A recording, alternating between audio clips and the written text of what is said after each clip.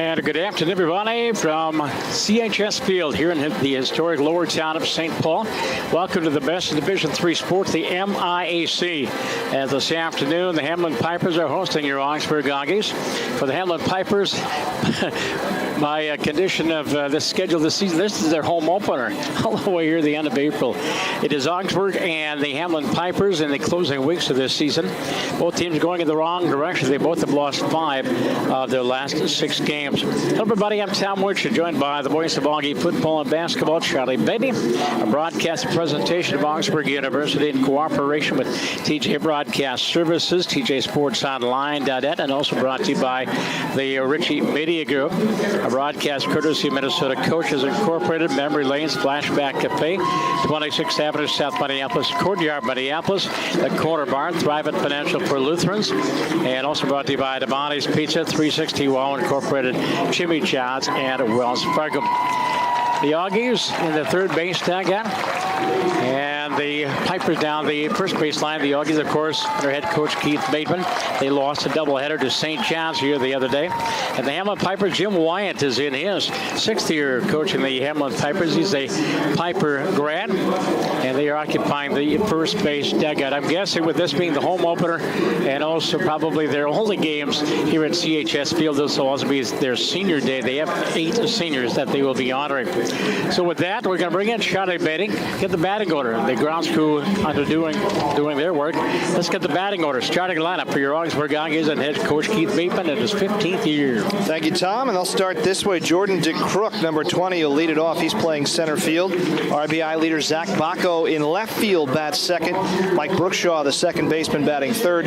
Keen Turner, the red-hot bat in the Auggie lineup, hitting .390, will bat cleanup, and he is playing in right field. Clayton Bodine, the shortstop, batting fifth. Cam Erickson is going to DH for the pitcher, batting sixth, wearing the number 6. Walker Rogers at third base will bat seventh.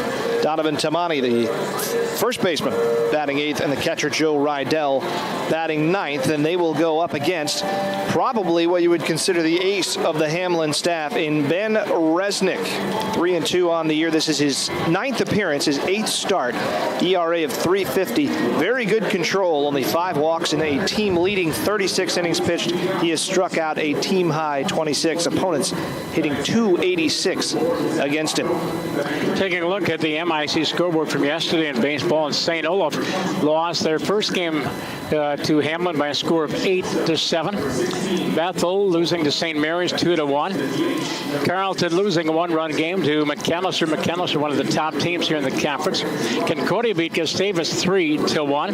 A final in game 2, and this time St. Olaf came back with a late inning run to defeat the Pipers by a score of 8-7. These are games yesterday. Bethel defeating St. Mary's in game 2, 10-1. Game 2, Carleton got shut out by McAllister 7-0. And in game 2, Gustavus came back and beat Concordia 5-2. So a lot of splits yesterday. The Auggies lost 2 to St. John's, we mentioned on Friday. But yesterday was devoted to graduation ceremonies. We'll talk about that a little bit later on. The introductions of the Hamline Pipers. Here, a reminder, this broadcast here on Auggie Game Central with Tom Ritchie, yours truly, Tom Wirtz and Charlie Beatty, brought to you by Minnesota Coaches, the official bus provider for Augsburg Athletics. If you have travel needs for your group or special event, visit www.minnesotacoaches.com to learn more or request a quote. Thank you to Minnesota Coaches.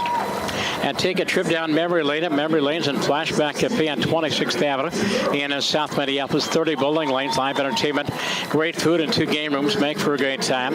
Visit www.memorylanesmpls.com for more information. On the Auggie Sports calendar, and of course we featured the Auggie softball team here a couple of nights ago over at Northwestern. The Auggies taking 2 from Gustavus, and they have a series up at Concordia Moorhead later on today. And the Auggie women looking like they're going to make the playoffs. And if they do, they will probably host Carleton next Thursday night. The teams will line up along the baselines. We'll get our national anthem and get this one underway. MIAC baseball here on Auggie Game Central. At this time, would you please rise and move your caps and face the flag? Please join us as we honor the United States of America with the playing of our national anthem.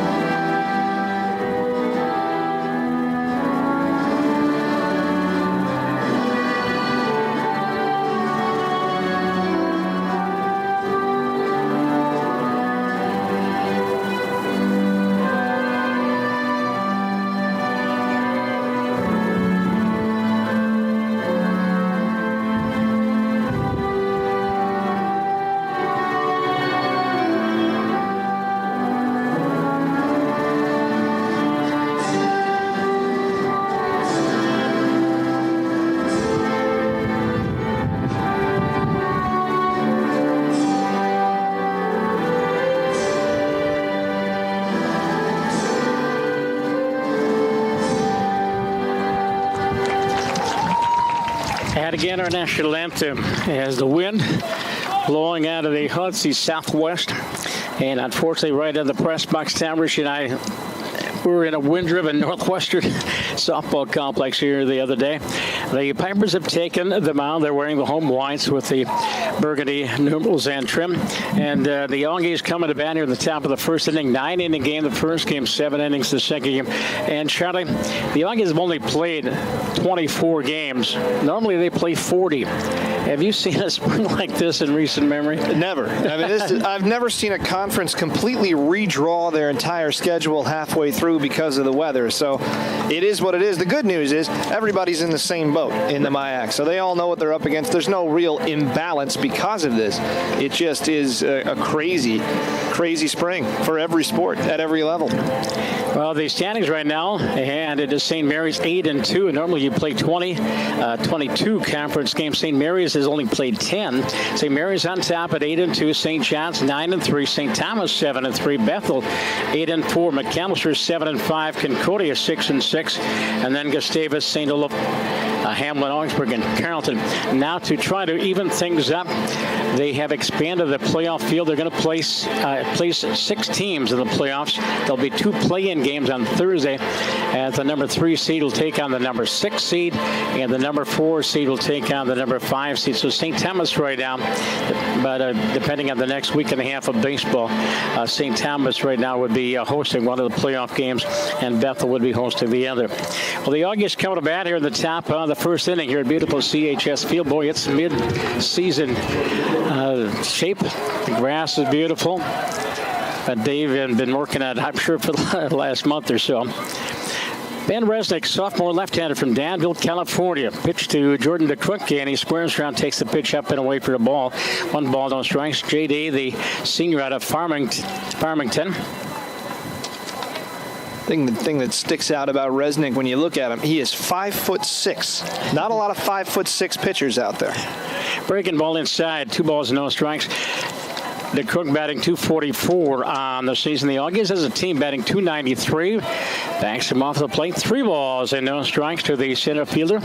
Went all of last season without committing an error. He got a gold glove from Rawlings for his efforts last year. There's a pitch off the outside corner. And evidently called it a late call by the home plate umpire. And it's 3 balls and 1 strike. Zach Bacco on deck. Mike Brookshot to follow. And there's a strike on the outside corner. Expanded strike zone. 3 balls and 2 strikes.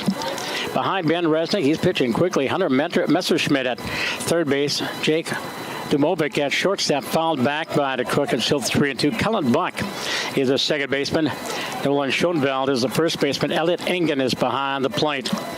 Jeremy Zura in left, Mitch Benson in center, and Devin Rogers in right field. 3-2 again. It is popped up. Short center field going out. Second baseman, center fielder coming out, and Mitch Benson puts it away.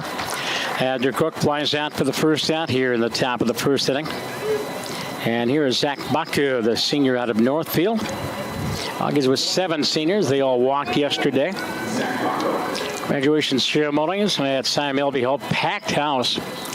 When you graduated 925 students, that fills up a lot of room there at the basketball gym. Simon Elby can handle it, though. I think that's about capacity. Oh, yes. As Baco takes the first pitch outside for ball, 1 ball, no strikes. There are 925 graduates. Among those, 74 of our student athletes graduating yesterday. We congratulate them. Best of luck. 1-0 pitch, driven to left field, bunt deep. And way foul, and it's 1-1. The Auggies left fielder, Zach Baco, senior out of Northfield. CHS 330 down the left field line, 320 to right. 400 to the batter's eye, and there is a little nook out there at about 402. Near the bullpen area. Baco grounds on the left side, and it skips off the glove of Messerschmidt into left field. And Baco was aboard. Have to wait and see if Messerschmidt got his glove on it, whether they're going to give him a hit or an error on that.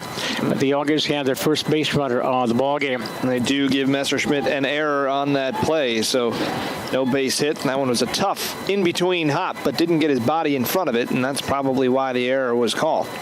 Here's the Auggies leading hitter at 500, Mike Brookshot. He's on the shelf earlier this year with an injury, but has come back, and he's played in 14 of our 24 games. And he has 24 hits in 48 plate appearances, 500.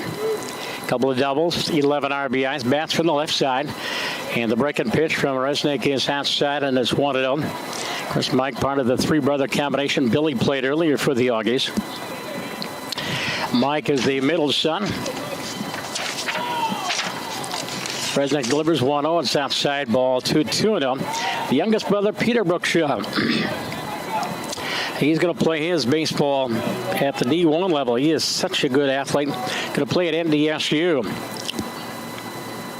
Mike, of course, out of Scott, ground to the first baseman, steps on the bag, throws down to second base, and tags him out. And that is a 3-6 double play. Brookshaw ground to the first baseman, Nolan Schoenfeld, and he throws to Demovic, and he tags Zach Bacco slide again. So for the Auggies in that first inning, no runs, no hits, one Hamline error, and nobody left on base. Half an inning here from CHS, and it is Augsburg nothing. And the Hamline Pipers coming to bat here on Auggie Game Central.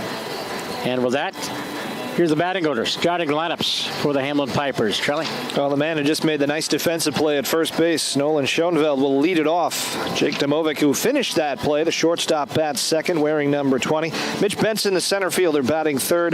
Nick Kukurich, the DH for the pitcher, he hits cleanup, wearing the number 12.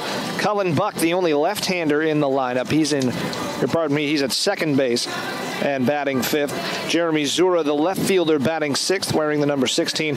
Devin Rogers in right field, wearing the number 1, batting seventh.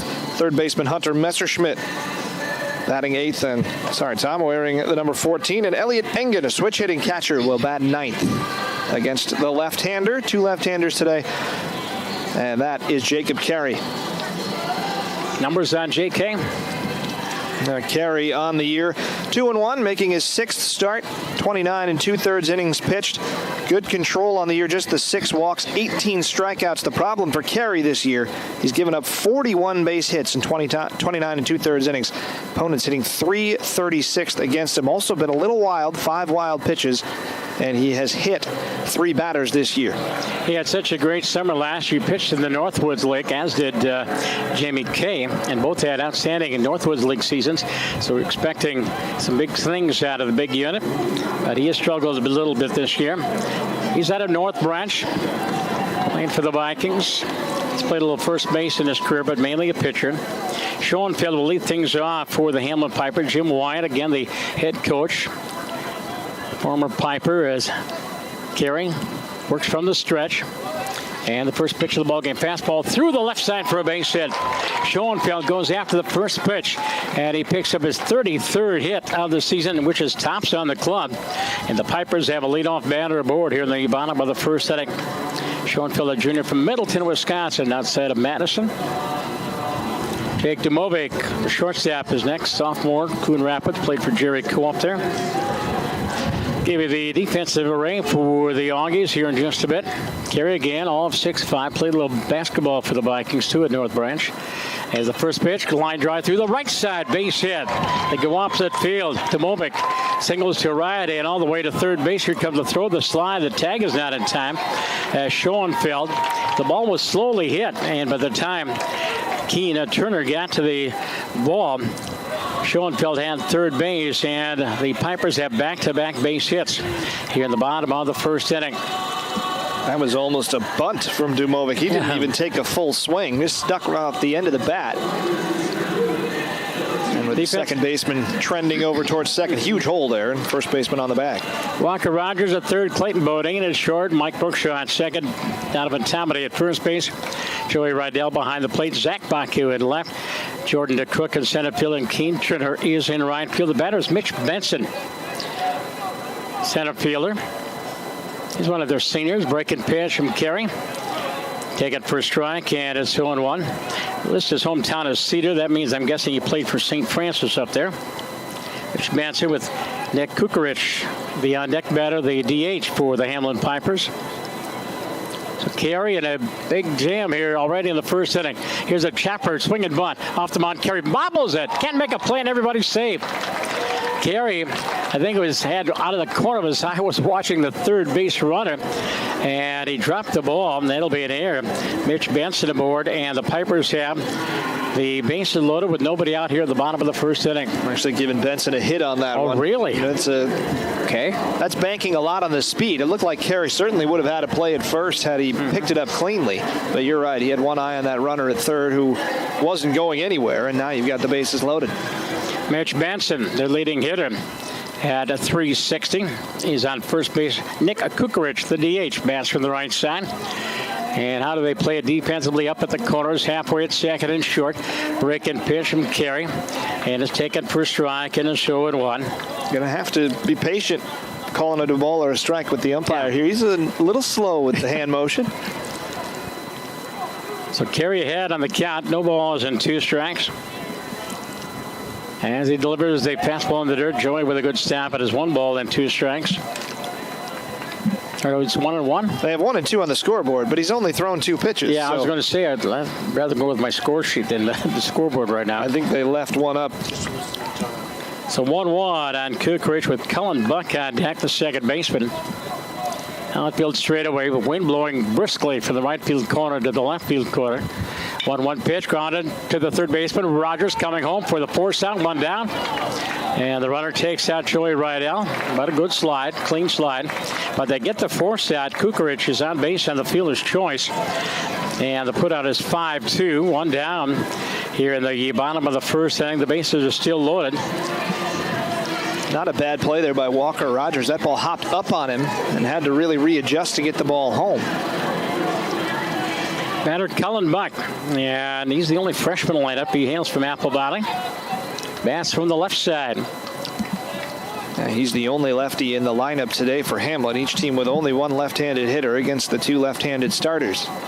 Buck batting .247 on the season. He has 21 hits. Not a power hitting team. The Pipers have only 1 home run on the year, 4 triples, 35 doubles. And they break and pitch down and away from Buck, and it's 1-0. Remember last year when we came in and did this doubleheader, we said, oh, they don't hit too many home runs. Well, they hit a grand slam, a walk-off grand slam in game 1 to win it. Carey and Joey Rydell are the battery. Again, they pitch. And it's taken low, ball 2. 2 balls and no strikes. Rogers playing even with a third base bag, but now Tomedy playing behind the runner at first base. Now you're 1 pitch from getting out of this if you carry. This has been an ambush. This is pitch number 10 of the inning, and he's already on batter number 5 with the bases loaded. 2-0. Here's a strike on the outside corner, and it's 2-1. Beautiful afternoon, not a cloud in the sky. Lower town is busy with the farmers market, the art crawl, and fans all over the place, or visitors to St. Paul all over the place. Break and pitch to Buck, and that levels off the count at 2-2. Jeremy Zura, the left fielder, would be on deck. Pipers, well, they've got St. Mary's and Gustavus left on their schedule. Check swing, did he go? They say no, and the count goes so full, 3 balls and 2 strikes. I like that pitch from Carey. You've got 1 to work with if you trust your catcher and trust your control. Try to get him to chase one. Now you go for the ground ball.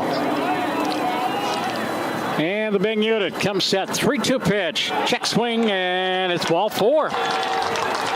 Just missed. Cullen Buck gets a walk, gets himself an RBI.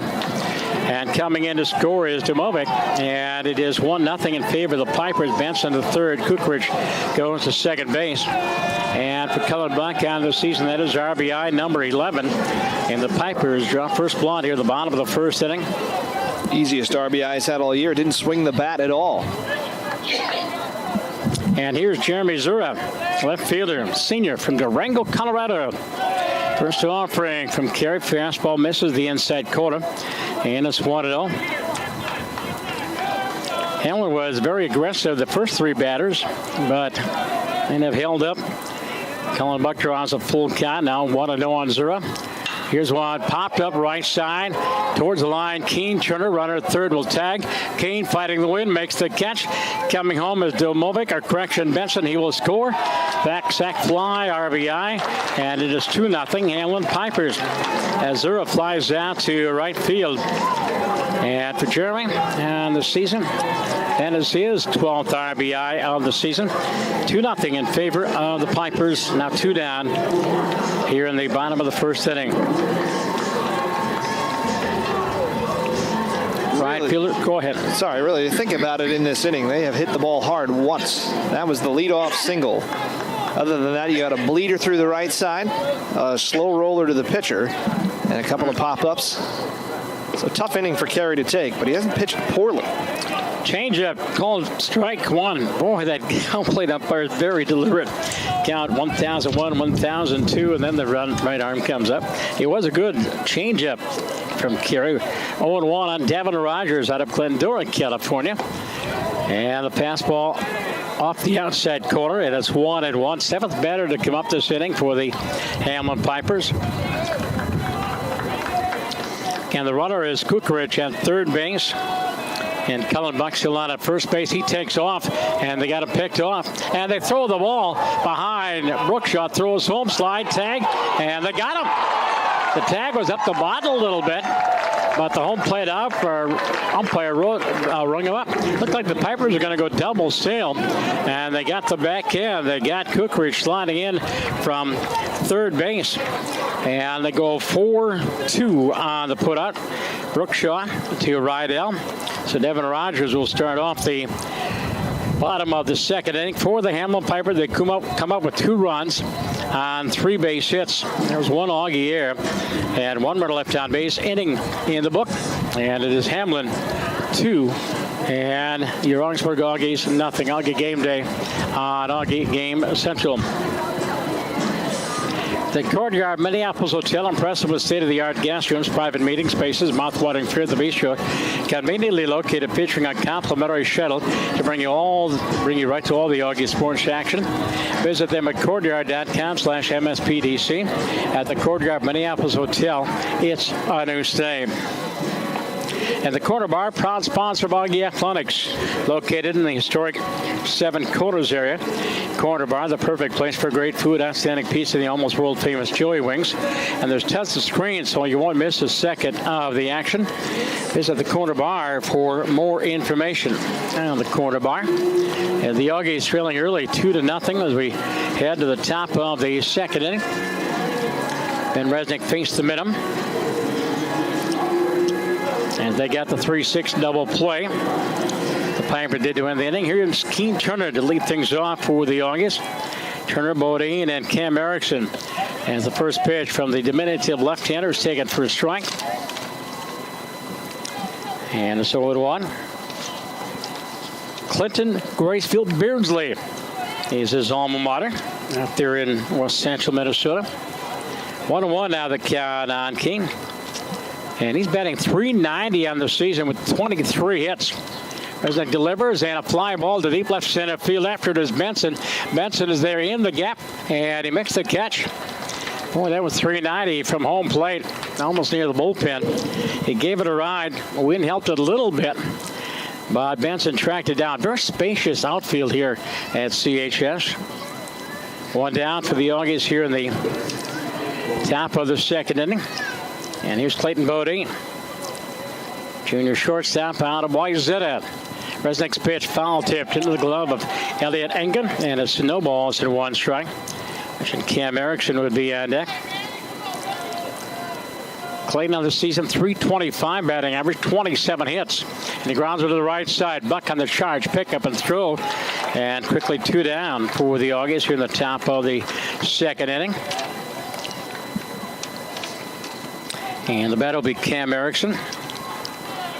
Comes all the way from Albuquerque, New Mexico to play his baseball. Spent 4 years at Augsburg. He's from a senior, one of our 7 seniors on the roster. Bats for the right side. Goes after the first pitch and fouls it back. Cam batting .294 with 15 hits. Augie's home run wise. And let's see, we've only got 2 2 home runs, 4 triples, 41 doubles. Here's one lined into left center field. Get down, base hit. Kind of stuck the bat out right off the end of the bat, and he floats it into left center field. And the Auggies have their first base hit of the afternoon. Run aboard with 2 outs here in the top of the second inning. You mentioned only 2 home runs. One of them, though, in the box right now. Walker Rogers. Tough season at the plate overall, just hitting 182, but a homer and 13 runs batted in, so he's made the most of it. Breaking pitch from Resnick, taken for a strike, and it's 0-1. Walker played his high school baseball for the Simley Spartans. Short lead at first. They throw over there anyway, and back in time is Erickson. The baseball this afternoon, McAllister at Gustavus. St. Mary's at Concordia. Bethel is at St. Olaf. And St. John's at St. Scholastica. And here's a pop-up right side. And over forward is Cullen Buck. And he drops the ball. And heading for third is Erickson. Again, a very brisk wind. And again, a very high sky. So he has to look into the sun, fight the wind, and try to keep his eye on the ball. And he dropped it. Now, right off the bat, you could tell that was going to be a tricky play because it's going to get brought back into the field. And Buck just overran the ball. Had to reach back for it. I think you're right. Had a little trouble seeing it up there. And by the time he did, he was 6-7 feet away. Second air charge of the Hamline Pipers, so the Auggies have runners at first and third for Donovan Tomedy. Another young man from Middleton, Wisconsin, but playing for the Auggies. Interesting that one was called an error because I don't think he ever touched the ball. No, he didn't. It dropped behind him. I think Walker Rogers would really like to see that changed. The guy hitting just 182, and it's not a great hit, but you don't touch the ball. Generally, you don't get charged. Donovan batting .284 with 19 hits. Wide open stance as the pitch taken low for strike. I gotta wait. It's 0-1. Donovan taking over. We've had some great first basemen over the years. And the pitch from Resnick. Misses the outside corner. 1 ball, 1 strike. And Joey Rydell, who would be the number 9 batter. Auggie trailing 2-0 here at the top of the second. And here's one popped up again. And on the infield. And the shortstop taking charge. And Dumovic makes the catch. And Tomedy is the third out of the inning. Auggies threatened but do not score. 2 runs. 1 base hit, 1 error, 2 runner left on base. Inning and a half in the book out of 9 here in game 1. It is Hamline 2, your Augsburg Auggies nothing. This is Auggie Game Day on Auggie Game Central. Thrivent Financial, the financial services organization that helps Christians be wise with money and live generously. For more than a century, they've helped nearly 2.4 million member owners make wise money choices that reflect their values, and they provide opportunities for them to be even more generous where they live, work, and worship. Contact Augsburg alumni Alex Gonzalez, former D-back, defensive back for the Auggies. More information, 952-358-3442. With this crazy spring schedule, want to find updates and info on all of our Auggie University sports? Check out our athletic website at athletics.augsburg.edu. Updated constantly with all the information, all 21 of our Auggie varsity sports. It's your online home for Auggie athletics. If it's happening in Auggie sports, it's online at athletics.augsburg.edu. That crazy schedule will have the softball 6-team field. They'll get underway on Thursday.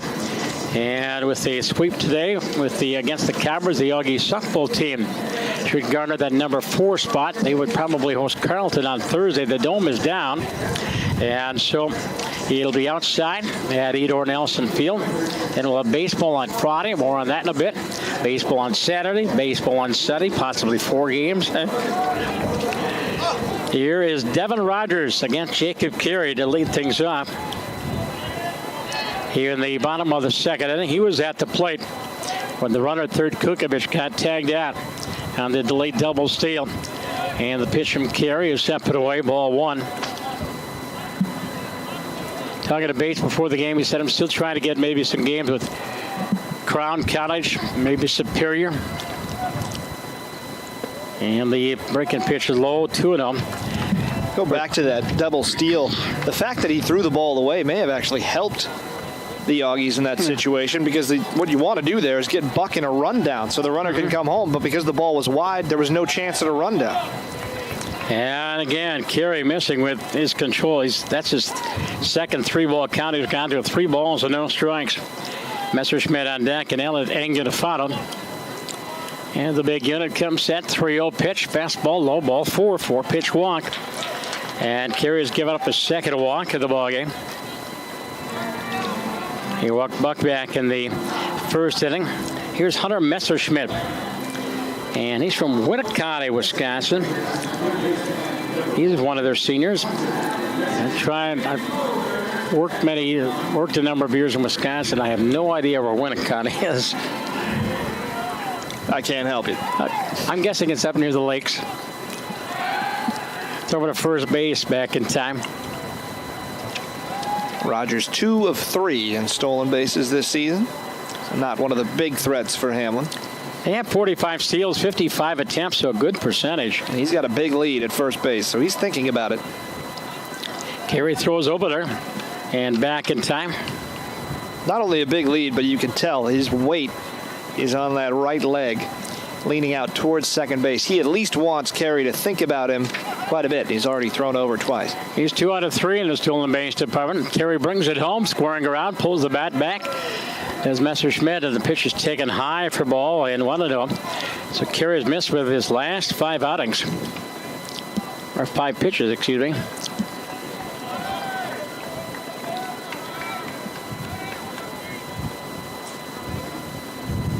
And the pitch from Carey again, offering at it, did he? And they say no. He squared around. Home plate umpire said he did not offer it. And it's 2 balls and no strikes.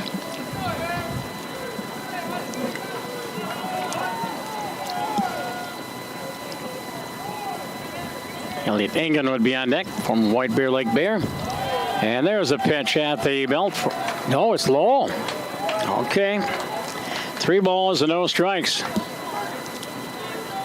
Across the plate from our vantage spot, but of course we're about 30, 40 feet up. Yeah, but I'm watching Keith Bateman, and he is also wondering where that one missed. Carey's 3-0 delivery, misses inside. That's 4 in a row. And back-to-back walks, and the Pipers have a threat with nobody out. Here in the bottom of the second inning, as Joey Rydell comes out. And this is out of character for Carey. Mentioned he only had 6 walks coming in just about 30 innings. He has 3 today, including 1 with the bases loaded. And here comes pitching coach Scotty Laser. Scott Laser. Baseball background includes a stint in the Milwaukee Brewers organization for a few years. But coaching has been his mainstay the last few years. He's coached in the Northwoods League during the summer. He was at Wilmer last year. And this summer he's going to be coaching with Auggie and Al Newman up there. Auggie Rodriguez and Al Newman for the St. Cloud Rocks in the Northwoods League. They begin here in about a month. About June 1st, I believe, is the opening date for the Northwoods League. The visit is over. Here is Elliott Engen, the catcher. And if this isn't a bunt, I'll be very surprised. Talmany and Rogers both up on the edge of the grass infield halfway in. As Carey takes a look back at second base and delivers. There's the bunt, third base line, and it goes foul about halfway down the line. And it's 2-1. The only thing I'd say about that is I'm sure they were going to bunt, but you may want to take a pitch. 8 straight out of the zone. You might want to give him a chance to throw number 9 out there. That pitch did look a little inside.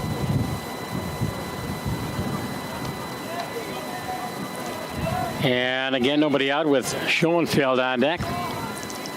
Already 2-0. Time to shut it down. Carey delivers, bunt, third base side. Rogers charge, pick up, throws to Brookshaw in time, and the runners will move up. So that the bunt was executed. And 5-4 on the put-out. Devin Rogers goes to third. Hunter Messerschmidt goes to second base. That's 1 down here in the bottom of the second inning. Back to the top of the order. And Nolan Schoenfeld, he singled.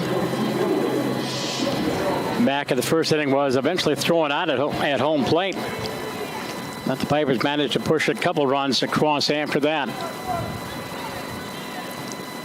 And the first pitch showing swing all the way, and the pitch on the inside corner for strike, and it's showing 1. Schoenfeld, as mentioned, 327 batting average.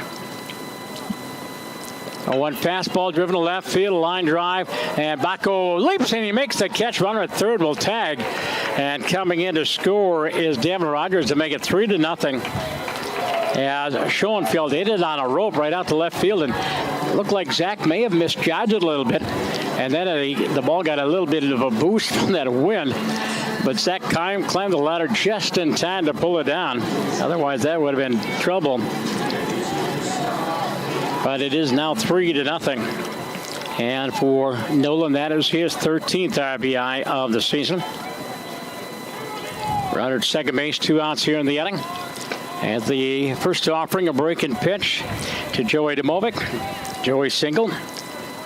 And the very first pitch he saw. Pretty good small ball here by Hamline, playing with a lead. Get a couple guys on, bunt them over, knock one in. That's how you just keep adding on. Swing and a miss. And it's 0-2. Jake Domovic played up there for Jerry Coe at Coon Rapids. Played for the Cardinals. He's just a sophomore.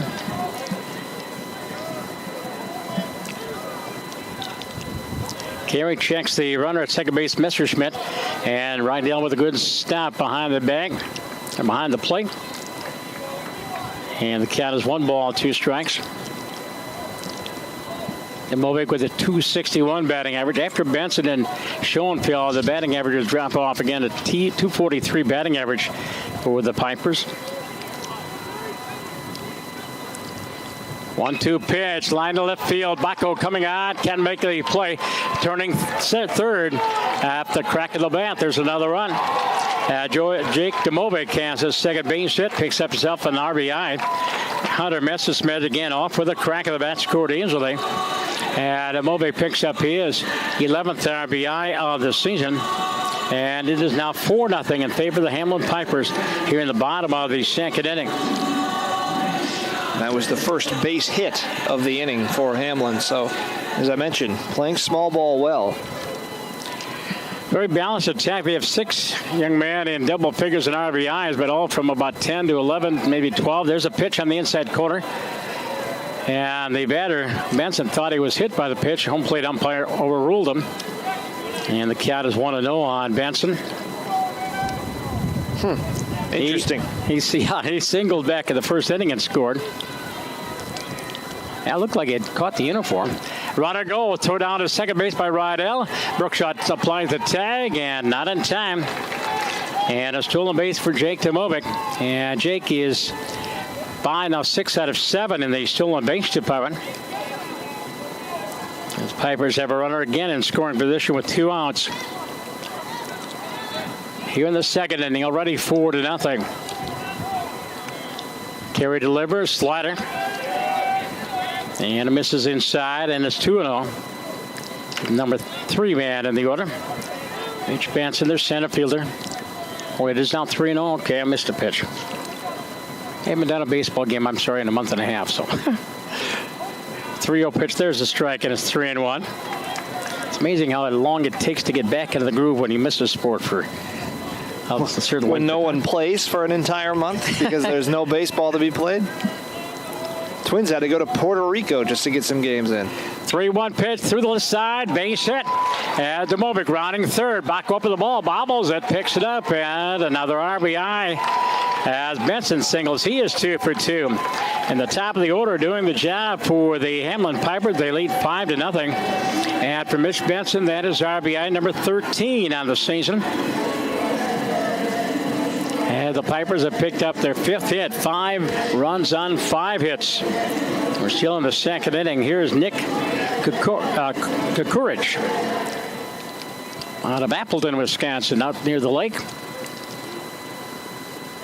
And a swing and a miss in the off-speed pitch, and it's showing 1. Now I remember where Winneconne is. It's out near Needham and Asham and Appleton out there. Who can call me wrong, huh? Not me. Throw to first base. Runner back in time. Auggies do have action in the bullpen. It's a little tough to see because of the partitions in the fence out there. I believe it's Quentin Lake that is warming up, right-hander. Here's one line foul back into the second deck here at CHS, and it's 2-2. I'm guessing after this weekend, the Saints will start practice on Monday. They've got their first game of the season 2 weeks from today. It's an exhibition game. I'll talk more about that because they're going to be playing at one of my favorite haunts, Jack Brewer Field in Maysville. 0-2 pitch from carries the runner, goes line into center field. Long run. There is Jordan DeCrook to make the catch. Cook reaches the final out. Another long inning. The Pipers come up with 3 more runs on 2 base hits. There were no Augie errors. And 1 run left on base at the end of 2 innings complete. It is Hamline 5, your Augsburg Auggies nothing. This is Augie Game Day on Augie Game Central. Follow Augie Athletics on social media. Go to Augsburg Auggies on Twitter, Instagram, and Facebook for all of your Augie social media. Remember to use the hashtag Augie Pride to share your love of Augie Athletics. Got to mention the rest of the crew here. The Silver Fox, Tom Ritchie, is in the booth. And Ethan is on the other camera down there. Ethan. I mentioned the Saints and the Maysville Mudhens, the defending Class B state champions in town ball. And Chris O'Lean, the head coach at St. Thomas, puts it all together. And it'll be the Maysville Mudhens and the St. Paul Saints exhibition game at beautiful Jack Brewer Field in Maysville on Saturday, May 12th. I believe the last time they went down there, 2010. I worked for the Saints that year, and it was a thunderstorm like you wouldn't believe. Barely got a chance to play. In fact, I'm not sure they actually did. That stadium has undergone so many restorations. It is really nice right now. Back when I was broadcasting town ball for the Red Wing Aces, I was basically in the back row of the bleachers with my Marty unit. Shows you how technology has changed over the years. Augie's coming to bat. 3rd inning. First pitch from Benny Resnick. Now stake to a 5-0 lead. Base of Joey Rydell, the catcher. Red Havik, of course, that graduated. Seemed like he was here about 10 years. 1-0 pitch. Breaking ball inside. And hello to Red if you're out there watching. And a 2 balls and no strikes. Rydell, junior out of Forest Lake. Rangers got to the state tournament last year. 2-0 pitch. And it's 3-0. Tigerville, baseball coach at Forest Lake, does a great job. They have had some really good teams the last couple of years. They might have been even better 2 years ago when they didn't get to the state tournament. They had a pitcher named Matt Wallner who ended up being the Mr. Baseball in Minnesota, now playing at Southern Mississippi, and he was amazing. I remember, I think I called a game when he was a junior, and I watched him pitch. I think it was an hour and 20-minute ball game. Yeah, he got through it pretty quickly. And he could also hit very, very well. He had about 10 home runs his senior year. As a 4-pitch walk bunt attempt fouled back by DeCrook, and it's 0-1. And Wallner, I believe he went down south to play baseball, then he transferred after his freshman year. And now it's Southern Miss. I think he went down to South Carolina originally. No, he was at Southern Miss. What he actually went to do was he was going to play baseball in North Dakota, but then they folded the program, and so he ended up going to Southern Mississippi and is there now. A lot of good Minnesota baseball players playing down south. 0-1 pitch to Jordan, and he lines it down the left field line. It is just foul. About 2 feet foul of the truck line down the left field line, bidding for extra bases. And JD is in the hole. No balls and 2 strikes. Big opportunity here for the Auggies. You don't want to see a 4-pitch walk if you're Hamline to the number 9 hitter. And it's up to the top of the order to make Resnick pay for that. Rydell short lead at first base. It's in the book. Catchers don't steal. And they pitch outside to DeCrook, and it's 1 ball and 2 strikes. Baku and Brookshire to funnel. In the top of the 3rd inning, Augie's down 5-0. So Rydell is 1 for 1 stolen bases this year. So yeah, they don't, and probably means he won't, because that's his 1 for a career. He must have been in the back end of a double steal.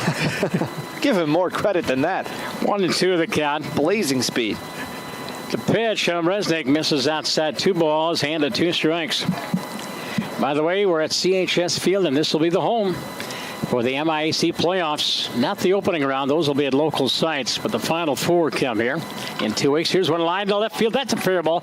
Down to the corner. Rydell routing second is going to be held up by Coach Bateman.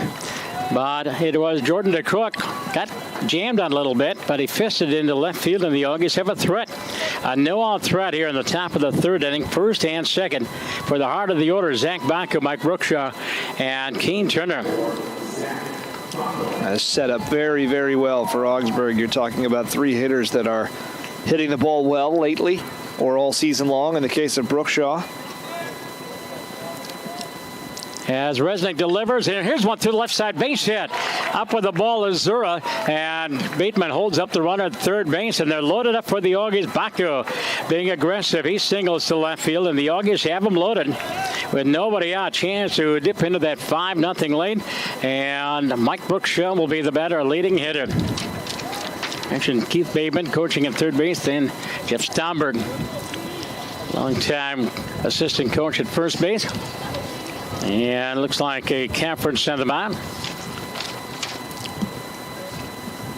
Now the playoffs here in the MIAC. And I had this information here, baseball here at CHS and the play-in games. Well, it looks like the play-in games are going to be here as well. On Thursday, May 10th, the number 3 seed will take on number 6, followed by 4 against 5. Then Friday, we'll have the 2 semifinals. Saturday, the 3 games here. And somebody told me, I believe Legion, was that maybe last year? The Legion State Tournament was here. Was it last year or this year? Well, it's, I mean, a beautiful ballpark. It's very accessible as long as the Saints aren't using it. There's no reason not to play as many games as you possibly can here. First pitch of Brookshaw taken inside for ball 1-0. Mentioned Brooksy out of Prescott, Wisconsin. The Cardinals. Here's their basketball team went to state under the direction of the younger brother Peter Brookshaw for a couple of years. 1-0 pitch, breaking ball down and away, and it's ball 2. 2-0. Brookshaw playing in his 15th game, 15th of our 24 games. With a shoulder injury earlier. They're loaded up, nobody out, and a good sliding stop from Engen to keep that going to the backstop. Count is 3-0 with Keane Turner on deck. 5-0, but the Auggies with 3 aboard. Infield playing back all the way around. Infield or outfield straight away. Brookshaw taking all the way, and there's a strike on the outside corner, and it's 3-1. Auggies and the University of Minnesota Morris, not originally on our schedule to start this season. Will take on Morris on Friday at home. 3-1 pitch, fouled straight back. Count goes full 3-2. So University of Minnesota Morris, the Auggies will make their debut at Parade Stadium in May. And then they head to Bethel on Saturday.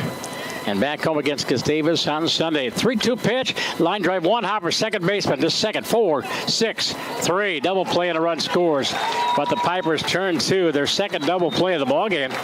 Coming in to score is Joey Rydell to make it 5-1. DeCrook goes to third. But the double play by the Pipers. And again, 4-6-3. And the batter will be Keane Turner. Sharply hit 1 hopper. Easy turn. Buck, Demovic, and Schoenfeld. After the first pitch popped up down the right field line. And it is a fair ball. Yes, fair ball. And a Chuck Burner throws to second base, and I think they got him. Yes, they did. Trying to stretch it into a double. A run did score. DeCrook will score to make it 5-2. They'll give Turner a single. And then throwing out 9-6 on the play. So the inning is over, but for the Auggies, they come up with 2 runs on 3 base hits. There were no errors and nobody left on base. 2.5 in the book here from CHS Field. MIAC baseball here on Auggie Game Central is 3-2 or 5-2 in favor of the Pipers. Twin City Orthopedics, proud to be the official sports medicine provider for Augsburg Athletics. TCO is an all-inclusive orthopedic sports medicine and wellness provider. are offering world-class services, state-of-the-art facilities. Visit them at tcomn.com. And let's see other scores. Bottom of the third inning, Concordia leading St. Mary's 1-0. Cardinals right now on top of the conference. Carleton trailing St. Thomas, top of the third inning, 1-0. Top of the fifth inning, up in Duluth, St. Scholastica is trailing St. John's 10-3. St. Scholastica, as they have for the last 21 years, dominating the UMAC conference. They're looking for their 22nd consecutive UMAC conference championship. And a note, St. Scholastica will be hosting the Midwest Regional in baseball this summer. They won't be going to Appleton. It'll be St. Scholastica at Venerable Wade Stadium up in Duluth. And that'll be host for the regional. And I don't know if it's this year or next year. The D3 College World Series has been moved from Appleton down to the home of Cedar Rapids, the Twins Farm Club. And like I said, Don told me, and I don't know if it's this year or next year, but St. Scholastica, the regionals, and Cedar Rapids will be hosting the D3 World Series. And we've got a new pitcher for the Auggies out there to face Hamline. And who do we got? Right-hander Charles Linder, number 23, coming in for his 6th appearance, second relief appearance of the year, 1-3 with an ERA of 12.06. 15 2/3 innings pitched, but trying to nail things down here to give the Auggies a chance to come back. So it's 5-2. Charlie Linder, first pitch, right-handed. Upstairs for a ball to Cullen Buck, and it's 1-0. Cullen walked with the bases loaded. Got the RBI the easy way, his 11th of the year. On his first plate appearance, swing and a miss on the offering from Charlie Linder. You mentioned it the easy way. That swing right there, his first of the day.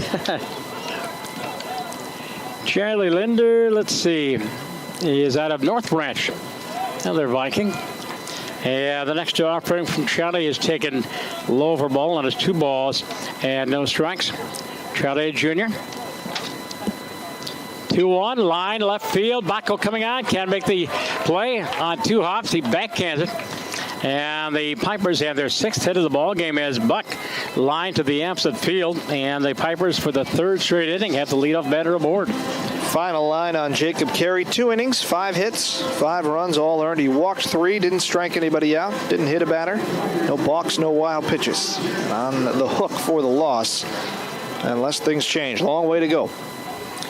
Here's Jeremy Zura, sac fly to right field, and picked up his 12th RBI back in the first inning when the Pipers scored 2. And there's a foul. They went hit and run. And Zura fouls it off towards the Auggie dugout down the third baseline, and the snowball is to 1 strike. Buck got a fantastic jump on that hit and run. He's 8 for 10 stealing bases this year. Another guy that they will send. You mentioned it. This Hamline team does run quite a bit. They're 11-17 on the season, 4-8 here in the MIAC. Throw to first base, back in time.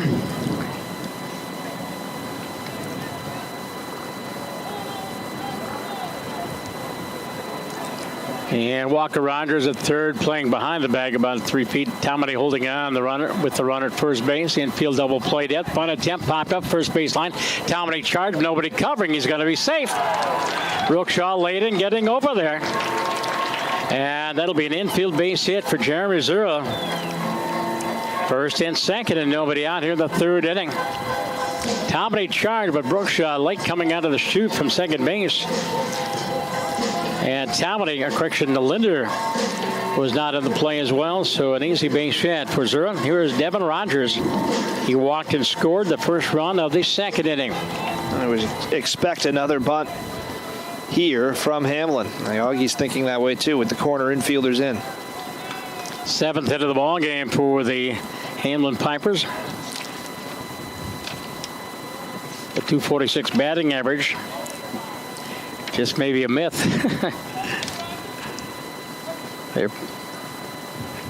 They've teed it off on Carey and Linder so far. Charlie checks second base, and Linder delivers. Bunt, and it's fallen off at the plate to hit him in the batter's box. Or is he out? No, it did hit him in the batter's box, okay. It looks like. Yeah. And the count on Rogers, no balls and 1 strike. You think about the hits that Hamline's had today, there haven't been a lot of balls that have been smoked. A handful of infield hits, some bloopers, a bunt single there. So it's not necessarily a team that's crushing the ball all over the yard, but they're getting the hits when they need to, and that's why they're up by 3. A lot of folks there are enjoying the sunshine. Good crowd on hand for both the Auggies and the Pipers here today. Throw back behind the runner at second base as the wheel play was on. Interesting to me, people would come out to the ballpark today, and there are a lot of them sitting in the shade. First base line is all shade. Why would you do that? Come on, enjoy this. I haven't seen the sun for 5 months. You come and sit in the shade. Yeah, enjoy the 60-degree weather. Yeah, they're spread out all over the ballpark from first base to third base. And here's the pitch from Linder. Bunt attempt, fielded by Tommy. Throws to third. No, he fakes the third, throws to first, and there's Brookshaw. So they didn't get the force out, or the put out at first base. Tommy faked to third, but Bodine was late in getting there, so he couldn't make the throw there. Then he turned and he threw to Brookshaw. Got Devin Rogers 3-4 on the put out. Buck goes to third. Zero goes to second base, but the sacrifice is complete for Devin Rogers. And there's the first out of the inning. And here's Hunter Messerschmidt. He walked on 4 pitches back in the second inning. On 3 walks given up by J.K. Interesting, the infield is back here for Augsburg with the exception of third base. Here's one popped up. That's going to be up over our heads.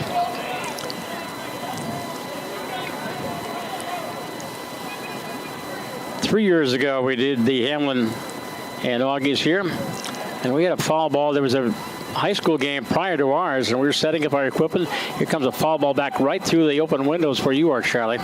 Just missed my cameraman, Glenn Thompson.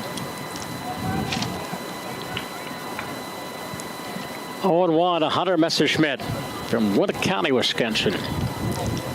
Linder delivers off-speed swing and a miss. And the count on Messerschmidt is no balls and 2 strikes.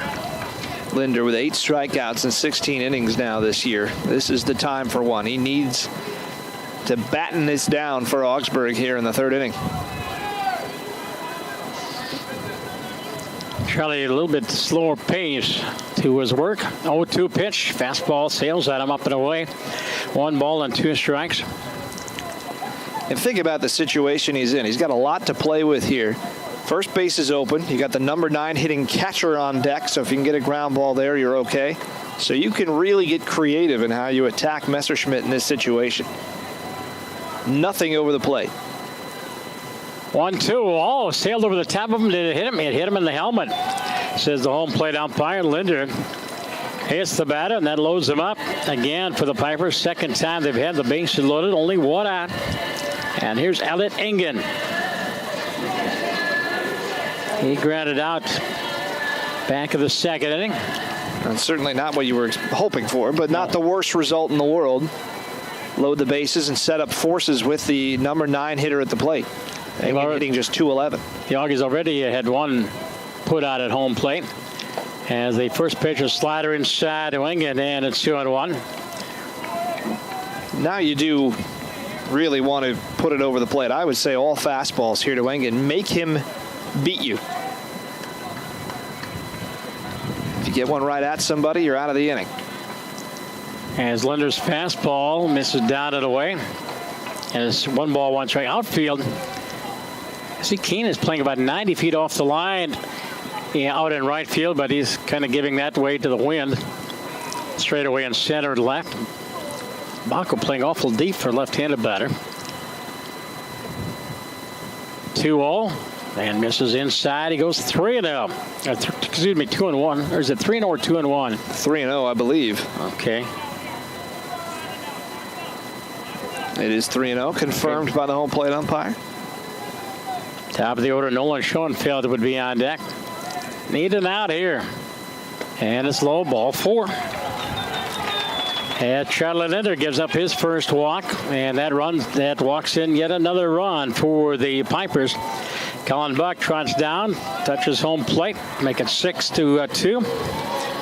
Zura goes to third. Messerschmidt to second base. Hagen picking up the RBI.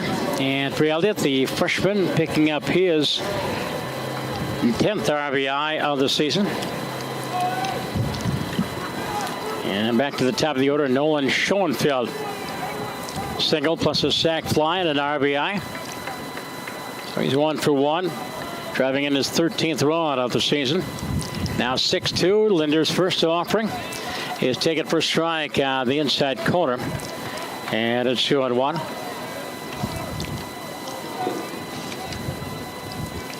First home game of the season for the Hamline Pipers. 0-1 pitch, line foul down the right field line, 0-2. Now they head out on the road. They head to Gustavus and they head to Winona. Their next two doubleheaders here in conference. And right now, the number 9 and number 10 teams in the conference, so no playoff aspirations for either of these clubs.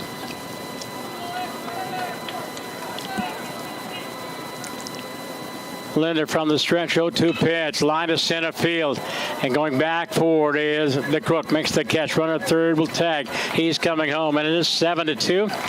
And Nolan Schoenfeld has his second RBI of the ball game, number 14 on the sac fly to center field. Messerschmidt stays put at second base, and then get on at first base. Here's Jake Demovic. Jake 2 for 2, scored 2 runs, stole a base, driven in a run. Piper 7 runs on 7 hits.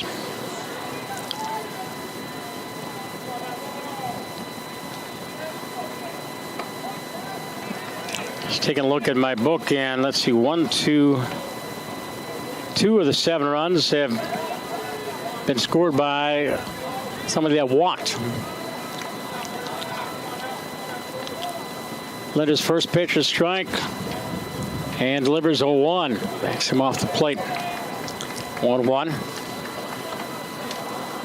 I don't want to sound like Bert Bylevin and talk about walk Achilles. So I tried to phrase it a little bit different and it didn't come out right.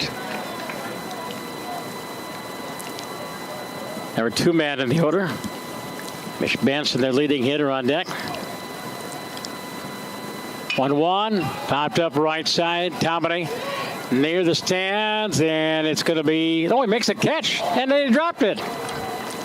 The wind blew it back onto the turf. Looked like it was going to be about 3 rows back, and then the wind took it back into play, and Donovan misjudged it, and he dropped the ball, and everybody's safe, and it's 1-2. You know, that's what happens when you're playing in an unfamiliar ballpark. He's right by the fence, doesn't know exactly where he is, what's around him. A little harder to concentrate on the ball in that scenario. And the wind doesn't help either.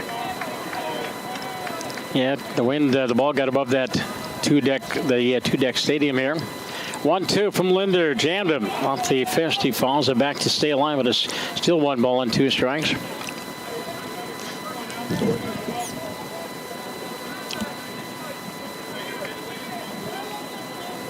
A lot of people in Lower Town today.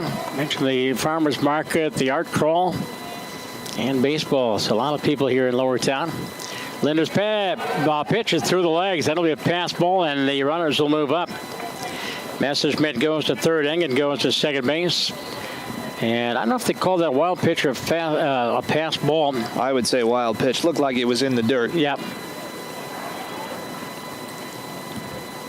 And the count on Demovic is 2 balls and 2 strikes.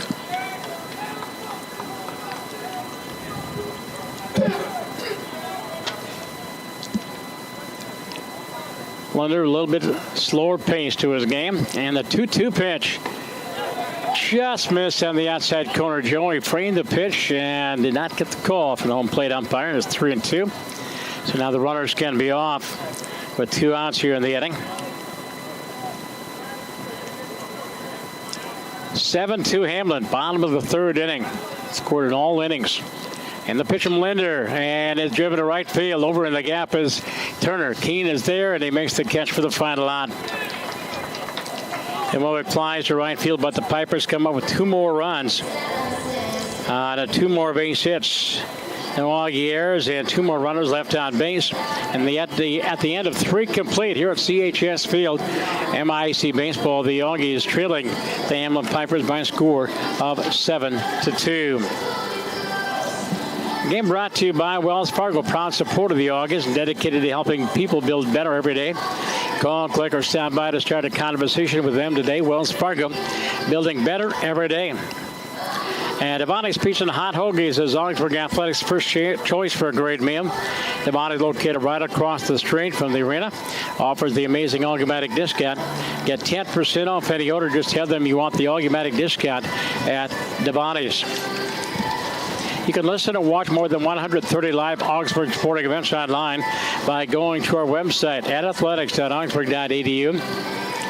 We have live webcasts of 11 different sports during the school year.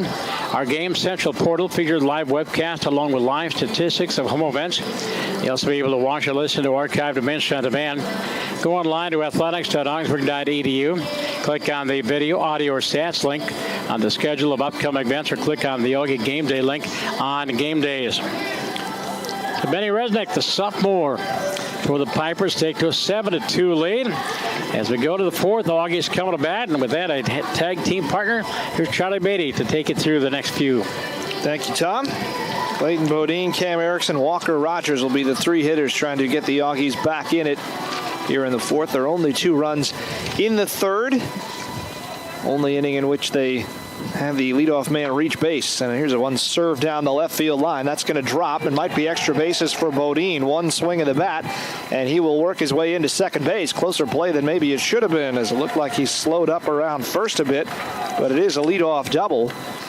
And for Bodine, that is his 5th double of the year. And the Auggies in business here in the top half of the 4th. We've seen some real ambush hitting in this game. A lot of batters, I should say, on both teams going after that first pitch. Now a chance for Erickson, who did single in his first at bat. Hits one hard down the third base line, but just wide. No balls and 1 strike. Again, first pitch swinging against the 5'6" left-handed pitcher, Ben Resnick. Out of Monte Vista High School, Danville, California. He spins and throws back to second base, and diving in is Bodine, and nearly took out the shortstop Dimovic. 0-1 the count to Erickson, the designated hitter. Cam inching that average towards 300. Might have gotten there with his last base hit. Came in at 294, and now another check at second base. It's an awful lot of attention to pay to a runner at second base in a 5-run ball game. Fastball not too bad, considering the size of this young man. There's a breaking ball, and it misses up and away. 1 ball, 1 strike now to the right-handed hitting Erickson. Had to check on the Auggies at Concordia. I'm not sure what the weather's like up there because they haven't started. They're supposed to start about an hour ago. This one is hit into left center field. Charging on is Benson, and it hangs up, and he will be able to make the play. Another one off the end of the bat, maybe a little bit. 1 gone here in the top of the 4th, and that'll bring up Rogers, who reached on the error by the second baseman Cullen Buck back in the 2nd inning. That didn't really look like an error to either of us. It was a play that should have been made, but Buck never touched the pop-up, and it denied Rogers a base hit. The Auggies do have 6 hits in this game, but only 2 runs. And another check at second base. This time nobody near the bag to help out Resnick. Rogers never got off first base back in the 2nd inning. That ended with runners at the corners for Augsburg, and he takes a strike on the inside corner at the knees. No balls and 1 strike. Resnick in this game has walked only 1. Another check at second base, this time with Buck covering and Bodine diving back. That was the walk of Rydell, the lead off the 3rd. Rydell eventually came around to score on the double play that Bacco hit into. There's one in the dirt. 1 ball and 1 strike. I beg your pardon. Double play that Brookshaw hit into. You mentioned 6 hits for the Auggies. I have 5 in my book. I don't know if they changed one of those errors to a base hit. They still have 2 errors in the Hamline Piper column over there. And 1 hit in the second, 3 in the third, 1 here in the fourth. I think you're right. We'll check the book again, but the board hasn't necessarily been completely accurate. When I said 6, I did think that seemed a little high. Yeah. And you're right. It is only 5 hits on the day. It's 1-2 now, the count. Curveball whacked down the left field line, but foul again. Right on it, though.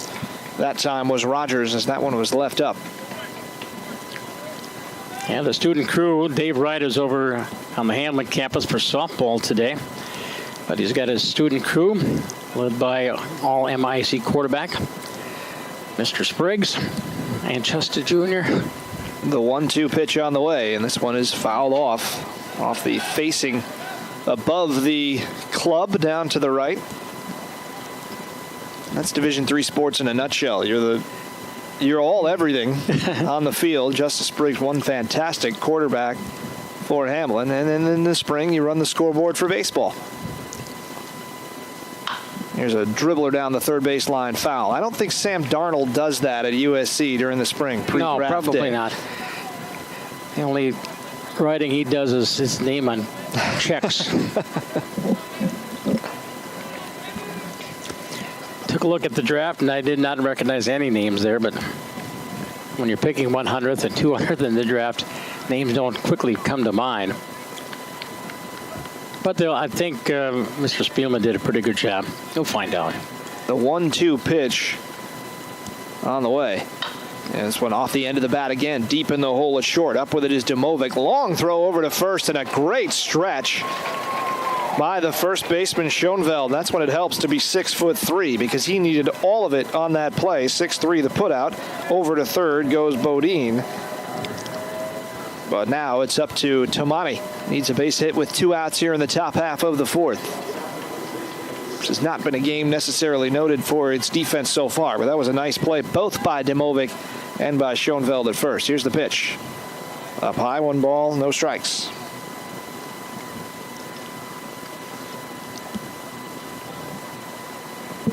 Tomani popped out to short to end the second inning, trying not to end the fourth inning, and he's way out in front of an off-speed offering. It's 1-1.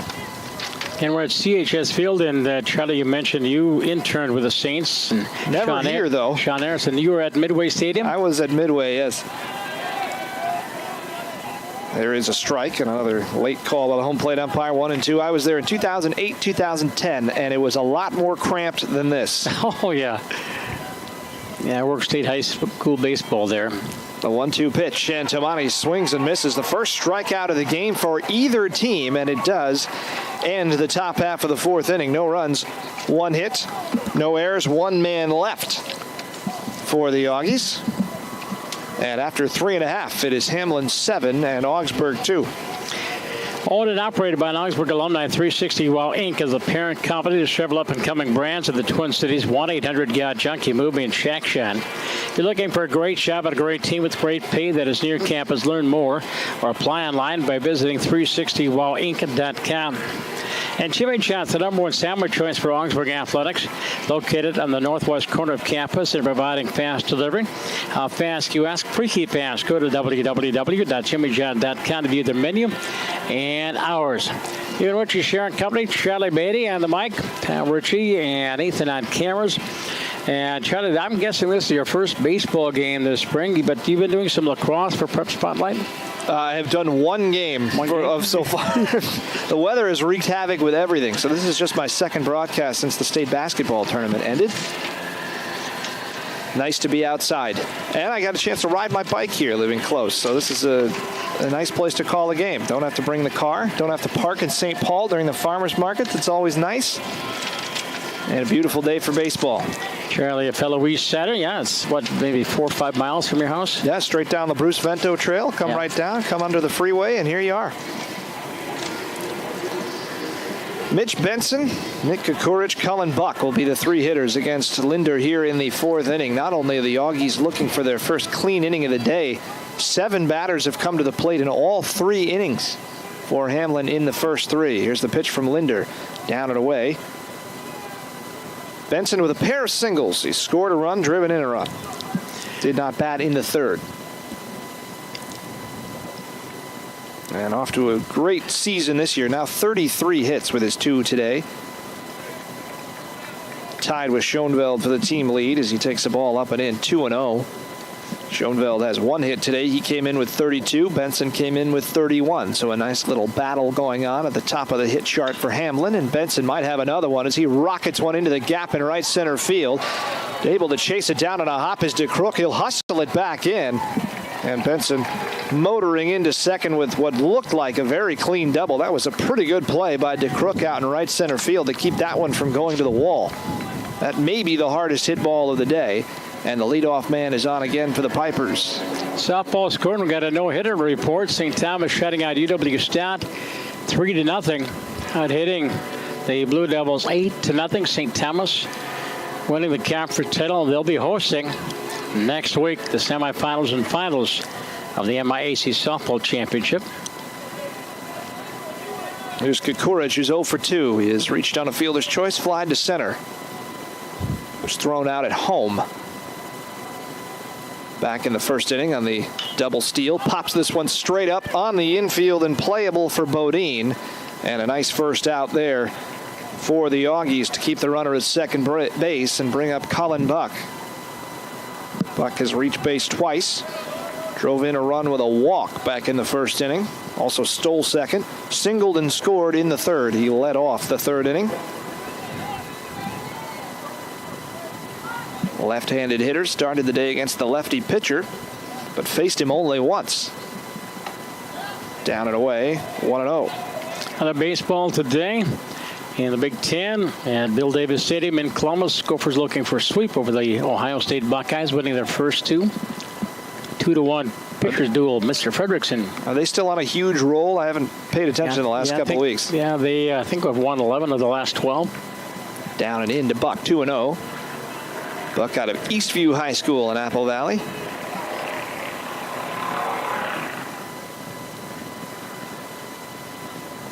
Two-0 pitch on the way. Bodine checking the runner at second. This one is sliced into left center, and it is playable, but it takes a huge break with the wind over the head of Bacco. Will roll to the wall, and Buck thinking about third base. A hard turnaround second as the run scores. And you've talked about the wind all day, and that time it wreaked havoc with Bacco out there in left field. That ball was slicing, and then the wind picked it up and just carried it over his head. It's been an adventure out there for Zach all afternoon long. And a wind-blown double for Cullen Buck in his second RBI of the game, his 12th of the year. And the Pipers now lead the Auggies by a score of 8-2 on their 9th hit of the ballgame, 2 in this inning. A couple of extra base hits against Linder here. And some hard hit balls in the bottom half of the fourth. And that'll bring up Jeremy Zura, who has singled and hit a sacrifice fly today. Takes a ball down and away, 1-0. A run scored and an RBI.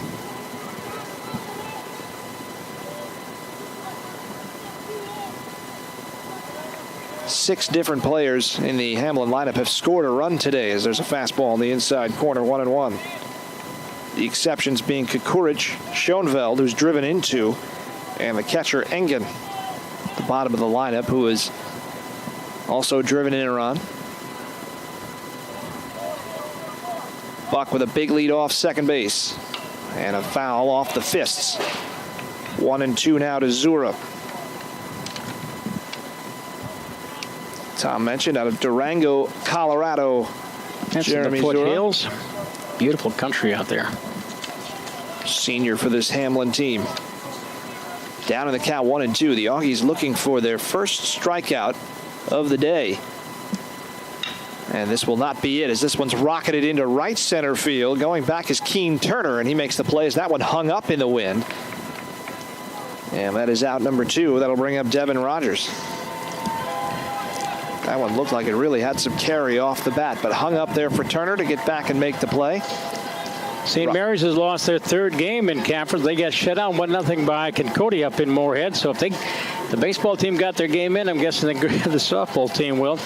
Concordia with that win, they're in the playoff hunt. They're now 7-6. They're in that number 6 spot in the conference.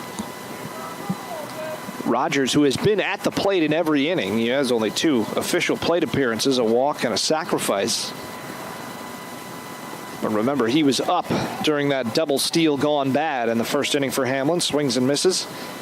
And out goes Rydell to talk over a pitch with Linder. Usually that means catcher was not expecting what the pitcher just threw. So they're going to get the signals squared away. St. John's leading St. Scholastic up at Wade Stadium in Duluth, 14-3.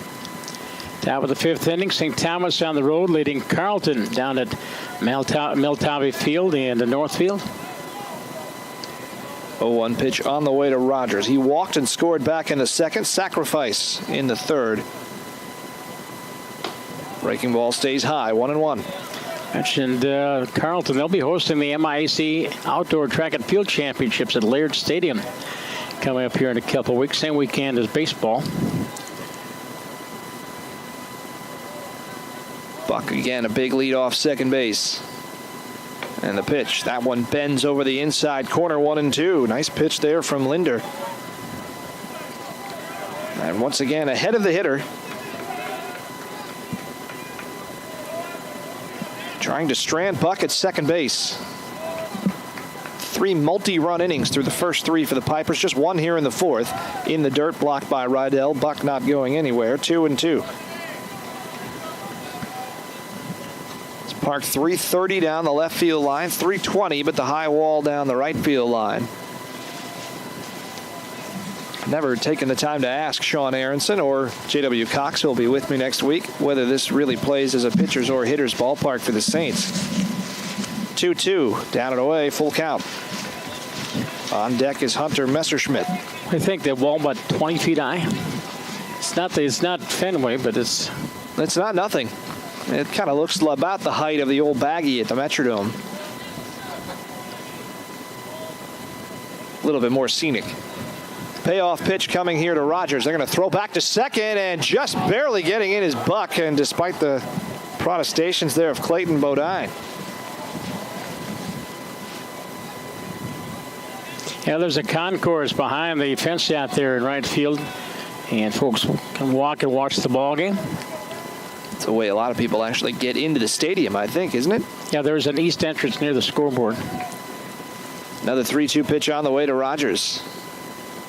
In the dirt, skips away from Rydell. It's ball 4, but Buck could turn home if he wanted to. He moves up to third on the wild pitch anyway.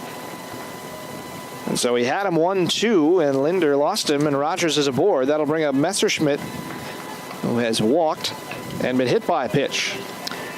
And that, unfortunately, has been the 5th walk of the ball game given up by the Auggie pitching staff. And Scotty Leeser coming out to talk to Charlie.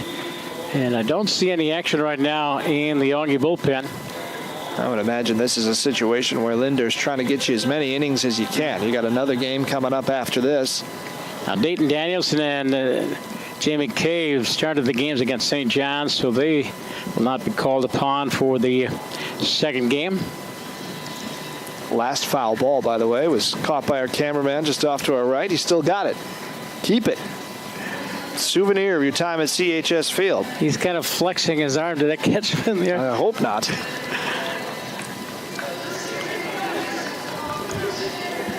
So here's Messerschmidt.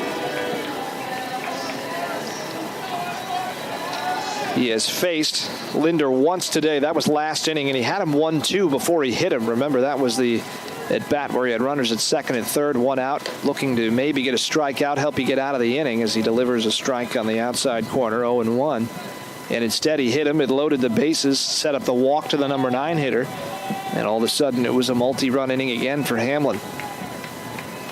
Right here, 2 outs. No balls, 1 strike on the 8th place hitter for the Pipers. Up and away. Messerschmidt came in hitting just .218. Most of the damage for this Hamline team has come from the top 6 hitters in the order. Tom mentioned it earlier. They all had double figures in RBIs. Messerschmidt's RBI hit by pitch gave him 7 on the year. Throw over to first, and Rogers dives back. Eyes out for the double steal once again. The Pipers have already tried it once.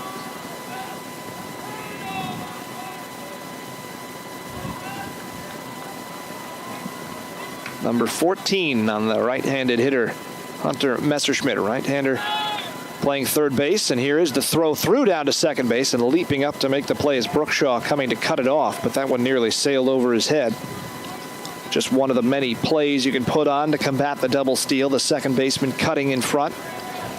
But when you have a second baseman who's the runner at third base, they usually know that one a little better than most guys, and Buck wasn't fooled. So 2 runners in scoring position now, and a 2-1 count to Hunter Messerschmidt. And the pitch from Linder. Caught the inside corner, 2-2. Good pitch. Wind blowing pretty stiffly out towards left field. It has caused some problems today, noticeably in this inning on the double by Buck. 2-2 pitch. Down and away on a breaking ball. And did he go? They're going to check, and no. That will run the count full on Messerschmidt again.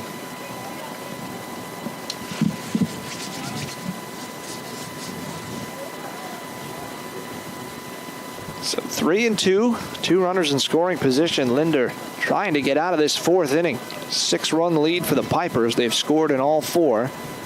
Here's the pitch. Popped up.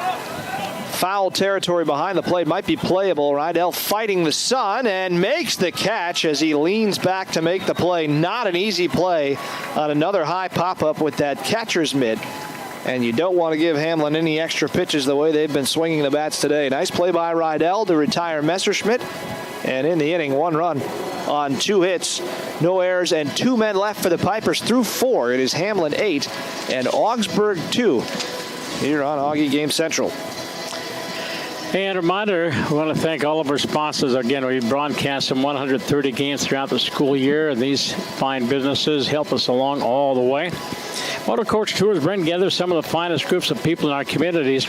The capable and professional staff of drivers, travel planners, mechanics, and support personnel at Minnesota Coaches know how to serve these groups as they travel to a variety of destinations locally and across the country while offering excellence in customer safety, service, and satisfaction. Visit www.minnesotacoaches.com today to request a quote.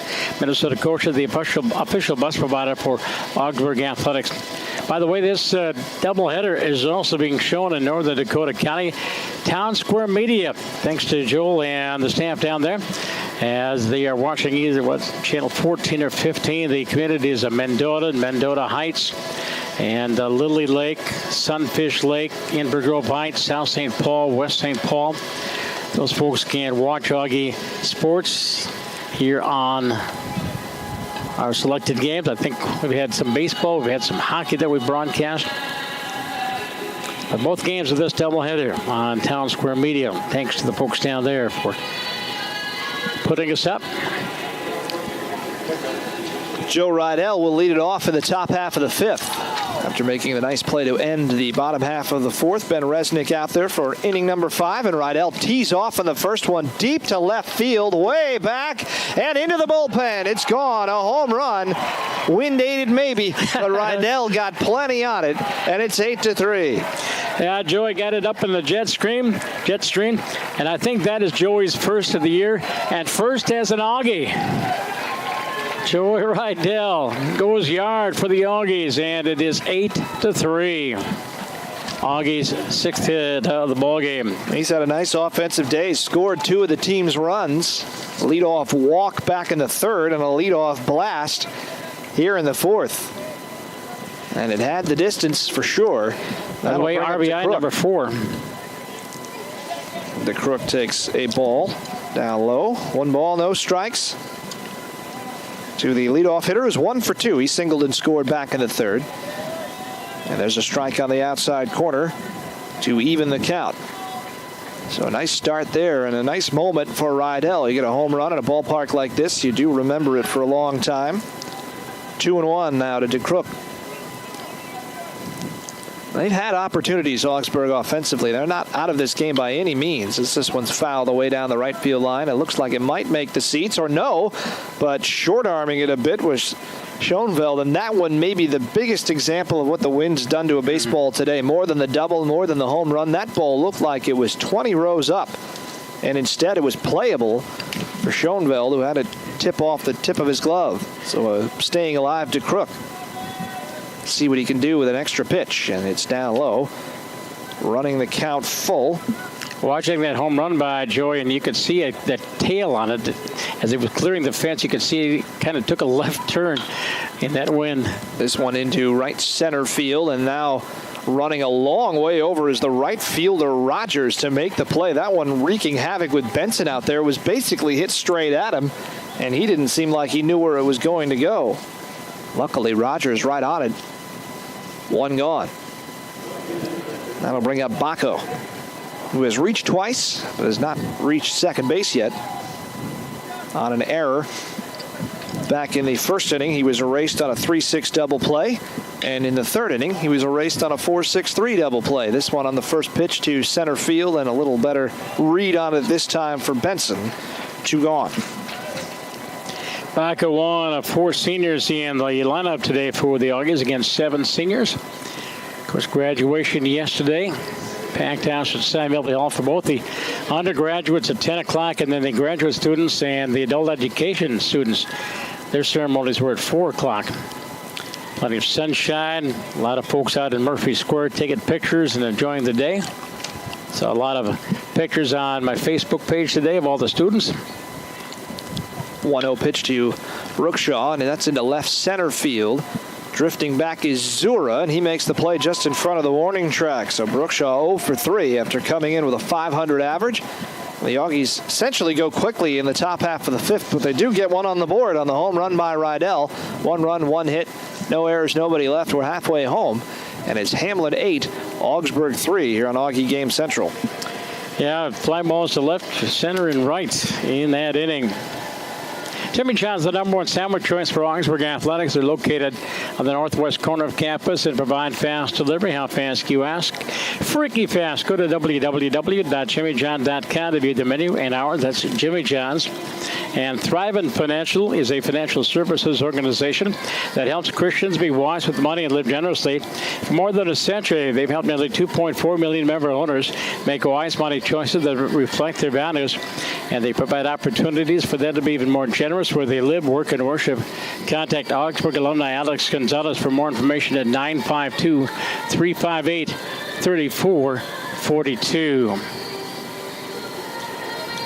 Tennis today, Gustavus and St. John's. And what is it? Gustavus has now won 303 consecutive matches in conference dating back to the 80s. Legendary coach Steve Wilkerson down there. One of his proteges, now the head coach of that program. But what a tennis program down there in St. Peter. Bottom half of the 5th now. Elliot Engen will lead it off for Hamline. As out there for his 3rd inning of work is Lindner. He's allowed 3 runs. That one came in and was a close shave for Engen, who was sacrificed and reached on a walk. He'll be followed by the top of the order, Schoenfeld and Demovic. This one ripped down the right field line, but that'll reach the seats, rocketing off the 4th row and back into the field of play. It is 1-1. Bullpens are quiet out there in left center field, both the Pipers and the Auggies. Don't see a pitch count on the scoreboard out there, but here's the 1-1 to Engen. Down and away, 2-1. Beautiful video board out there in left center field. Highlights CHS, the scoreboard in right center field. And advertising all over the place. This one hit hard to short and just over the head of the outstretched Bodine. And a single, a solid one for Engen. He leads it off. And that'll bring up Schoenfeld, who is 1 for 1 today with a couple of sacrifices. So Kukridge, the only young man not to get on base so far. No, that's right. He was on base on a fielder's choice back in the 1st inning. Only Hamline Piper who has not factored in a run in one way or another. In fact, he was cut down at the plate on his best chance. Schoenfeld with 2 RBIs today. He was also thrown out at the plate on a ground ball fielder's choice that was hit by Kukridge back in the 1st inning.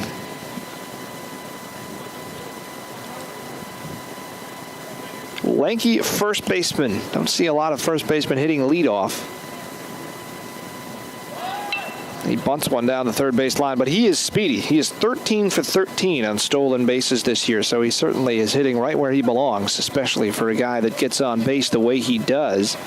On base percentage coming into this game was .432. Catcher Engen down at first. He is 1 for 2 stolen bases this year, and Hamline has been running freely today. There's a check over at first, and they got him. Nice pickoff move, and we've seen a couple of close calls on the mound with Linder already before that, and it caught stealing. Pickoff 1-3. And the bases are now empty. And the 0-1 count on Schoenveld. So after giving up the leadoff single, that's a big out for the Auggies. And the pitch just off the outside corner evens the count 1-1. Maybe the best defensive moment of the day for Augsburg, even with a couple of runners thrown out at the plate early in the ball game. Just trying to keep people off the bases here through these middle innings, give themselves a chance to come back. 2-1 now, the count on Schoenveld as that one bounced about 5 feet in front of the plate. Yeah, 6 batted in the first, 7 more batted in the second inning, 6 more in the third inning. Down low, 3-1, and it was 7 hitters actually got to the plate in the first, remember, because Rogers was at the plate when the double steal came up. Right. Here's the 3-1 pitch to Schoenveld. Behind him, it's ball 4 anyway, and now he'll hustle to first in case he can go to second, which he can't.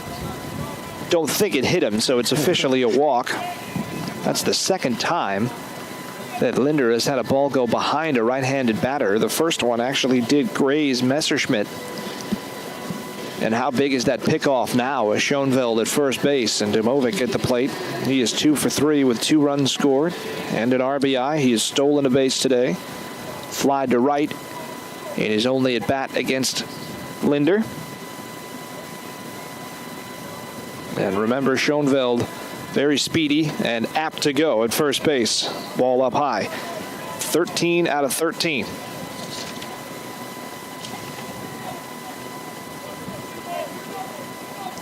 1-0 pitch on the way. Of course, he's seen the pickoff move now of Linder in this inning, so maybe that'll give him a little bit of pause. 1-0 pitch on the way to Dimovic. Runner not going, and a breaking pitch is over for a strike eventually. It's not just that it's a slow call. It's almost like he backs up, like he's thinking about which way to go with these pitches. Obviously not aware that we got a broadcast crew up here. You see that a lot in high school. Oh, yeah. And small college baseball. 2-1, and that's really the reason. That is why umpires are so demonstrative in the professional ranks. Yeah. It's for guys like us. It's not for the fans. 2-1 now, the count on Dimovic. So when there are no broadcasters there, they don't care, and they're not used to it. There's a strike on the outside corner. 2-2 to Dimovic. The voice of Golden Gopher Women's Hockey here on TJ Broadcast Services, Dan Hamline, umpires during the spring, and I was asking him about that, and he said, well, we call the strike, and then our arm comes up, and we don't do it at the same time, so that's why there's a delay in high school baseball and softball. He said, that's the way we're taught. We call it, we'll shout out the strike, but then our arm comes up. So... well, you really just want to let the batter and the pitcher and the catcher know. Those are the guys that really need to know. We can complain about it all we want, but we're secondary. 2-2 the count. Smaller lead for Schoenveld right now. And a long pause on the mound. Eventually leads to timeout called at the plate by Dimovic. Looked like a wind gust was going to pick up Charlie and take him over towards the third base bag. I wonder if that's why he paused. Yeah, look at the wind. It's rippling his uniform. Not necessarily as bad on this pitch. Here's the 2-2, and a grounder through the hole. It hits the runner, and a break for the Auggies. Now they can get 2 if they want, unless that's a dead ball. Yep. It's actually a base hit for Dimovic, but out is the runner. It's funny because he was looking at the ground ball, and he just mistimed his jump because it was going to go through his legs, and he had to hit him on the leg, and of course that's an out automatically. So that's 2 gone, but not a batter retired yet in this inning by Linder. And here's Mitch Benson, who's had a great day at the plate. He's 3 for 3. And that one gets away from Rydell. Late break by Dimovic, but he'll gain second base easily. And that should be another wild pitch. Yeah, Joey, now to Benson. Joey's been kept pretty busy back there. As control has been a problem for both Jacob Carey and Charlie Linder. Jacob, of course, is the pitcher of record for the Auggies, unless we can erase this 5-run deficit. 8-3 here in the 5th. Here's the 1-0 pitch. Up and in. 2 balls and no strikes to Benson, who is 3 for 3, 2 singles and a double. Scored twice, and he's driven in a run.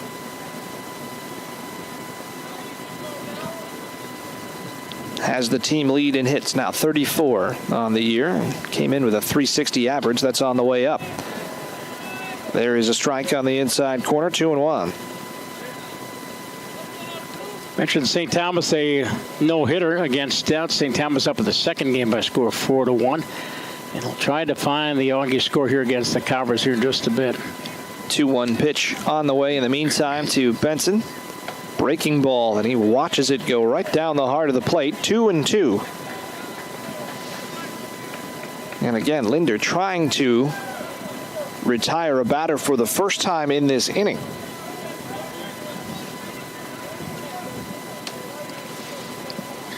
And the 2-2 pitch. Down and away, skips away, but Rydell keeping that one in front of him. And that keeps the runner at second base. I know Joey does double duty or not. Rangers have a town team. I believe, yeah, the Forest Lake Brewers. He does play for the Brewers. That's I remember reading his bio. Yep. 3-2 the count to Benson. And he swung at ball 4 for sure. That pitch was 2 feet outside, and he took a wild hack at it, protecting the plate. Fouled it back to the screen.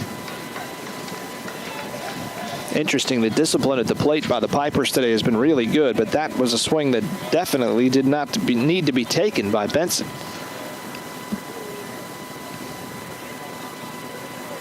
Payoff pitch on the way again. Linder winds and fires. Here's a bouncer to short. On the short hop, up with it, and on to first is Clayton Modine, and that is the end of the bottom half of the 5th and the first shutout inning of the day for the Auggies. No run on 2 hits, no errors, and 1 man left, and we head to the 6th. It is Hamline 8, Augsburg 3 here on Auggie Game Central. And welcome back to our broadcast for audio and video streaming here this afternoon. Game 1 of our doubleheader. There'll be about half hour between games. And the second game coming up again on Auggie Game Central and also on Town Square Media. Courtyard Minneapolis Hotel, impressive with state-of-the-art guest rooms, private meeting spaces, mouth-watering fare at the bistro.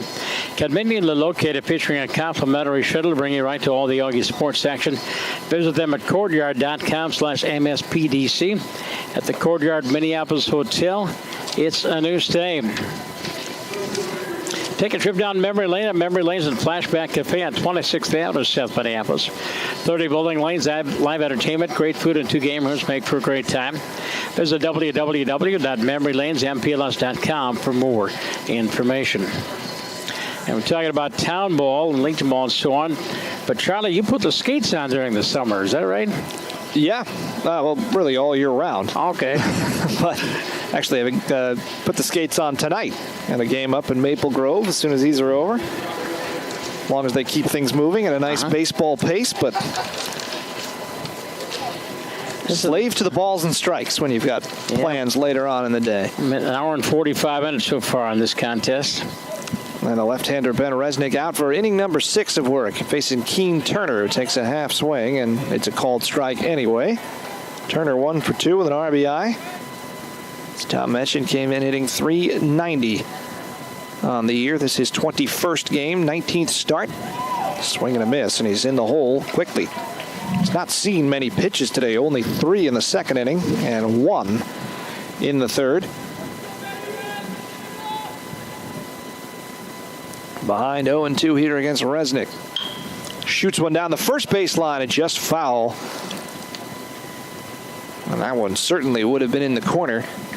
Maybe an extra base chance for Turner had it been maybe a 1.5 feet to the left. Yeah, you don't want me on your town ball team. It's been a while since I put a glove on. How about slow pitch softball in the summer? I haven't done it in a long time. Here's a grounder down the third base line. Picked up by Messerschmidt on the backhand. He's got a long throw, and he's nowhere near in time. He took a long time to get the ball out of the glove. That should be an infield hit. Yep. 2 for 3 for Keene. Auggies have their 7th hit of the ballgame. Leadoff batter aboard here in the 6th inning. I will say the last place I played slow pitch softball was on the National Mall. I used to play. That's right. You're a DC product. I was. I'm a Twin Cities product, but I went to school down there, and I played for Norm Coleman's congressional team. My roommate, who was not from Minnesota, he's from Knoxville, Tennessee. One of my very good friends was his personal driver. So he worked in the office, had a couple friends that worked there. And I played left field for their softball team. And the left center fielder was Dan Maurer, who is Joe's cousin. So we had a Maurer-Beatty outfield and left field. We were a pretty good team. 1-0 the count as a check on the runner over at first base. And this one shot into center field, and that is going to drop. And what a play in center field by Benson to short hop it into his glove, as that rolls for a while if he doesn't grab it. But back-to-back singles to lead off the inning, and that'll bring up Cam Erickson. But you said on the mall.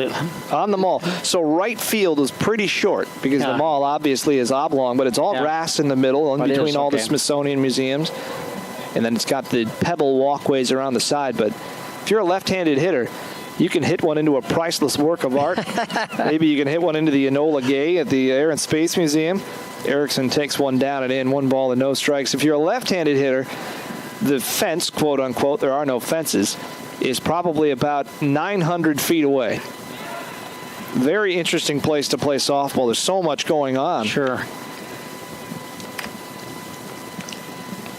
1 ball and no strikes to Erickson. By the way, mentioned Georgetown, your alma mater. George Washington. Oh, George Washington. Not far from Georgetown. Okay. That is only my second most interesting athletic experience of college. I can tell you about the first one in a minute. 2-0 to Erickson. We used to play roller hockey as well. And George Washington, if people don't know where it is, one of the edges of campus is only 4 blocks from the White House. And it's the only street that's closed off is 1600 Pennsylvania Avenue. So that's where we would go play roller hockey at night. And a lot of state dinners would get out and see a bunch of scruffy college kids playing roller hockey. 2-1 as the pitch by Erickson foul back to the screen. That's a true story. We used to lose balls into the White House lawn, and a guy with a gun would come out and throw them back. I was going to say, you probably didn't go in and chase it down. We did not try that, no. 2-1 the count to Cam Erickson.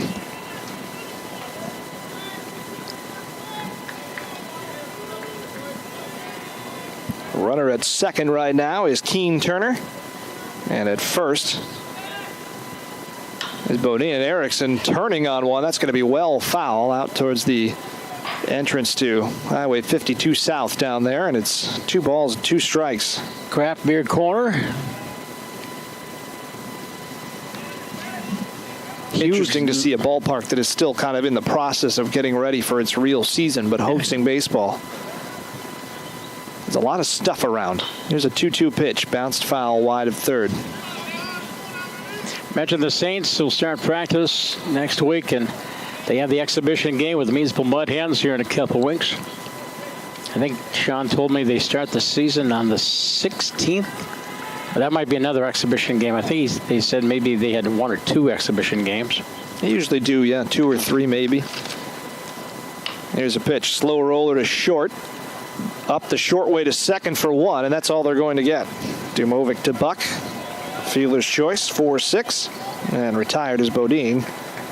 On to third goes Turner, and the Auggies with a chance to get some more runs on the board here, but Walker Rogers will have to get it done with runners at the corners and 1 out. Walker with a pop-up that turned into an error. And this might be the last inning for Mr. Resnick. There is warm-up action, a right-hander in the bullpen for Hamline. And he's certainly done the job today. He's eaten up some innings. That's job 1 in a doubleheader as Rogers drops one behind the third baseman, and that'll be a run for the Auggies. And it's 8-4 as in comes Turner. And Rogers didn't get the base hit early in the game, but no denying him that one. On to second base goes Erickson, and coming in to score is Turner. Now you really got something going, and that's going to prompt a visit to the mound here for the Pipers, and we'll see if Resnick even finishes this 6th inning with 1 out. For Walker Rogers, that is his 14th RBI of the season. 3rd hit of the inning for the Auggies. And the 3rd time through the lineup. And this looks like a situation where they're going to take the baseball. Yep. So the right-hander will come in for Hamline. Haven't seen a number yet. When we do, we'll let you know who it is. By the way, a couple of weeks ago was the annual Auggie Awards at Cy Melby Hall. And Ben Resnick gives a nice hand from the Hamline Piper fans down the first baseline. Jimmy Scraw is going to be the new pitcher. Scraw, another guy out of North Branch. Congratulations to these Auggie athletes. Men's honor athlete was Nate Flynn from the hockey team. The women's honor athlete, Rachel Franz from the lacrosse team, who, by the way, they made the MWLC playoffs for the 2nd year in a row. Men's athlete of the year, can you guess, Charlie? Is his first name Colin? Yeah, I think so. Colin Olmscheid, men's athlete of the year. Women's athlete was Ashley St. Alban. From the soccer team, the men's athlete of the year in the individual sports, Luke Jeske. From the wrestling team, women's athlete of the year, Jada Lewis, off the indoor track and field championships. Rookie of the year, Miracle Adabanju, track and field. Women's rookie of the year, Corinne Evans, volleyball. Oh, she's going to be good. And the Auggie Inspiration Award, Mustafa Adam. Of course, off the football team and battling cancer, but what a story. That even had his right ear amputated to prevent some cancer from spreading. But nice young man, Mustafa Adam, linebacker off the football team. Men's team of the year was wrestling as they finished national runners-up. The women's team of the year was the MIAC champions. The women's soccer team, the most improved team. Of course, men's basketball, the women's most improved team was lacrosse. And congratulations, student athletes with high grade point averages, all 4.0s. Brett Buckingham, golf. Brett Bukowski, men's hockey. Victor Gliva from wrestling. Jackson Graham, wrestling. Kia Larson from women's track and field. Katie Stair, softball. And Hannah Ballin from lacrosse. Billy Wagner from the men's hockey team. And Sydney Zachary from volleyball. All perfect 4.0s. And that was just a distant dream when I was in college. 4.0, what's that? Sophomore right-hander Jimmy Scraw coming out.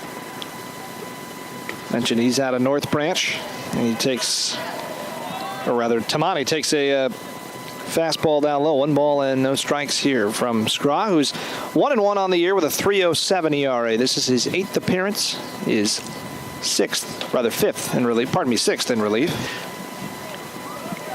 It is now 2-0 on Tamani. Runners at first and second for the Auggies. A real threat here in the 6th, trailing by 4. Book still open on Resnick. He's responsible for both runners. And there is a strike, 2-1. Rydell, who hit the home run at his last at bat and has had a nice day at the plate, is on deck.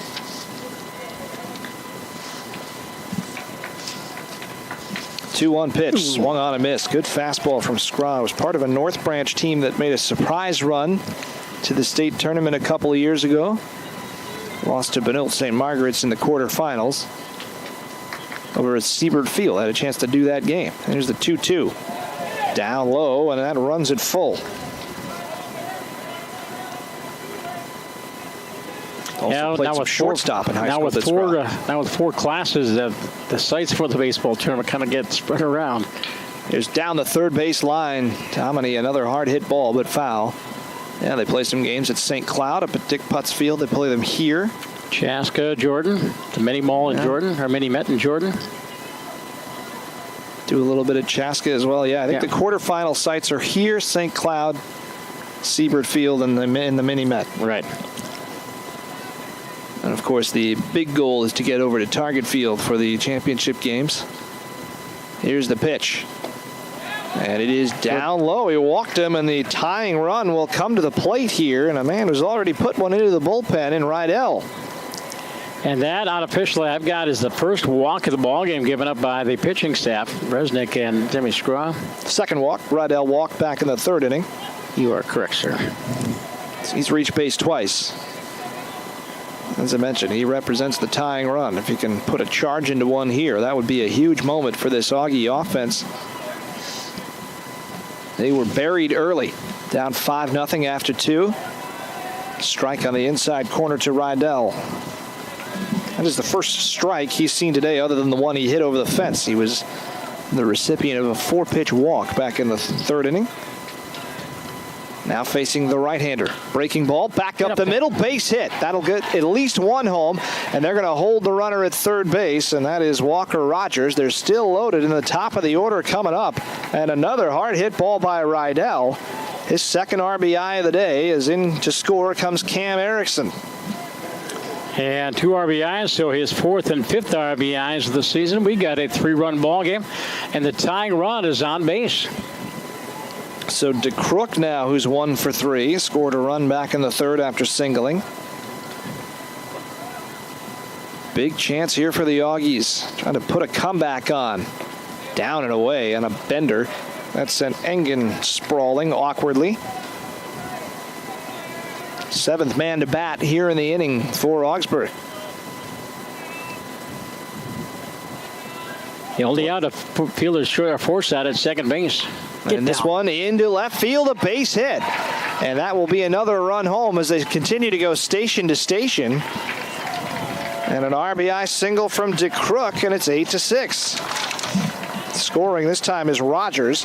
Moving up to third is Tomedy. And into second goes Rydell. And now the batter will be Zach Bacco. And Bacco, of course, the switch hitter, will move around and bat left-handed. And another visit to the mound here for Hamline. And Scraw may not retire a batter. That's going to be it for him. They're going to bring in another right-handed pitcher. He faces only 3 men. He walks 1 and gives up 2 singles. Both of the runs, by the way, are charged to Resnick, so you can close the book on him. All 6. And all 6 earned runs, I believe, for Resnick. It is. So the final line on him is 5 1/3. Gave up 10 hits, 6 runs, all earned, walked 1, struck out 1. And Scraw leaves after facing only 3 hitters. He does not retire a batter. He gives up 2 hits and walks 1. And he's responsible for everybody on the base paths right now as the Auggies are making a charge back into this one. They're going to have to face the right-hander Brandon Rushmeyer now, who's 1-0 with a 2.93 ERA, coming on for his 9th appearance. 8th in relief, 15 innings pitched this year, 7 strikeouts, 8 walks. Opponents hitting .278 against Rushmeyer, who goes 6'2", a senior out of Champlin. First man he'll have to face is Bacco and then Brookshaw, the only 2 hitters who have not come to bat for the Auggies so far here in the 6th inning. 3 in, 3 on, only 1 out. Another tall, lanky right-hander. You could get a pretty good intramural basketball team out of these young men. First baseman, 6'3". Pitcher on the mound, about 6'3", 6'4". I saw a name on the roster for Hamline that I thought I remember from the basketball season, and now I'm trying to remember whom it was. Either way, I believe it was Nate Rebelke. Does he not play on the basketball team at Hamline as well? It was just a name that I remembered. Rebelke's always played hockey. Okay, maybe not. I know Joey, of course, and he played baseball and hockey. And his sister played hockey. Either way, out of North St. Paul. It'll be Bacco.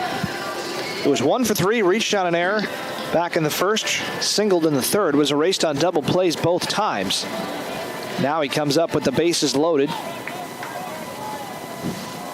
At third base is Tomedy, at second Rydell, and DeCrook at first. Extra base hit here, and the Auggies may have the lead as a fastball is outside. Pretty good pace on that fastball from Rushmeyer.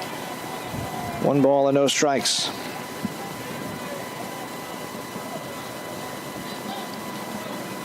Well, this game has turned. The Auggies did trail at 1.8 to 2. Down and in, 2-0. Well, we're on pace for Major League 3 hours and 35 minutes. I'm sure the Auggies will take it if it means a comeback. You bet. Here's the 2-0 pitch to Bacco. Slow roller to first, and they won't be able to go home with it because it was hit so slowly, and that's a break for Augsburg. They get another run. It's 8-7, and now a chance for Brookshaw to do some damage. So 3 unassisted on the ground out. Everybody moves up a base, and Tomini comes in to score. RBI for Bacco. And that's his 15th RBI. He's the club leader in that department. Bacco with 15 ribbies. And we've got a 1-run ball game. 8-7. Hits even at 11 apiece. Brookshaw, who's bounced into 2 double plays today, is 0 for 3. But he can erase all that with a big hit here. So that run charged to Scraw, his first. 1 ball and no strikes. And another bouncer foul. 1-1. Toward the Hamline dugout. Single scores 2. You can imagine DeCrook would be off with the crack of the bat. DeCrook with good speed this year. He's stolen 9 bases. Obviously not going anywhere now, but just to highlight the wheels. And an awkward half swing there by Brookshaw. And it's 1-2. Fouled that one away toward the netting, which extends past the dugout here, which is nice for the family that have brought their dog that's been walking around on the top of the Auggie dugout all day. 1-2 pitch. Close, but down and away. 2-2.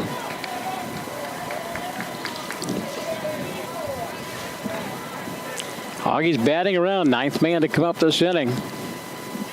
And that's right, 2 outs. Here's the 2-2. Bounces in Wild the dirt, pitch. goes into the screen. That's going to tie the game. And it is 8-8. The Auggies have come all the way back on a 56-footer. And that brings home Joe Rydell. Augie fans, and a lot of them down the third baseline with some noise. And Joey Rydell's been on base 3 times. He scored 3 times. And he's driven in 2 runs. That's right, 2 runs. We're tied. And still now a full count to Brookshaw. The go-ahead runs out there, and he swings over top of an off-speed pitch to end the inning. But what an inning for the Auggies. They score 5 on count them 1, 2, 3, 4, 5 hits. No errors. They leave 1, and we head to the bottom of the 6th in a brand new ball game. 8-8 between the Auggies and the Pipers here on Augie Game Central.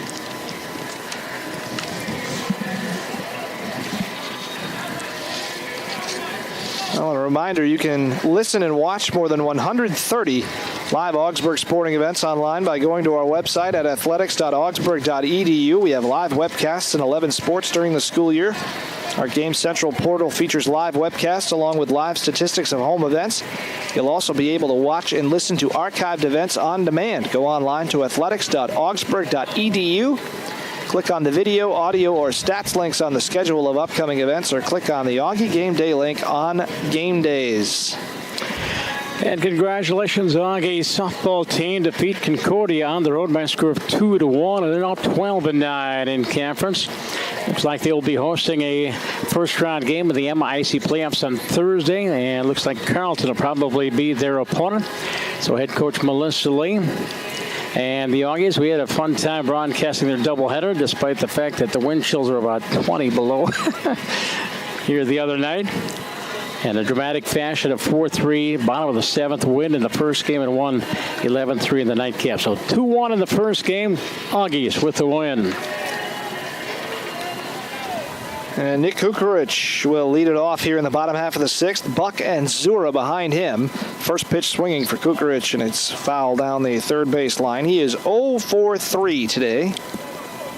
Not a lot of hitters in this game have not collected a hit, or at least reached base once. He has, with a fielder's choice back in the first inning, caught stealing a home to end the inning. Swing and a miss. He's way out in front, off speed. On the opportunity there from Charlie Linder. Jacob carries off the hook. Charlie Linder, now the pitcher of record, 8-8. And, of course, the big job now not to give anything back after you've scored 5 runs to tie a game up. And this one's ripped down the left field line, but foul.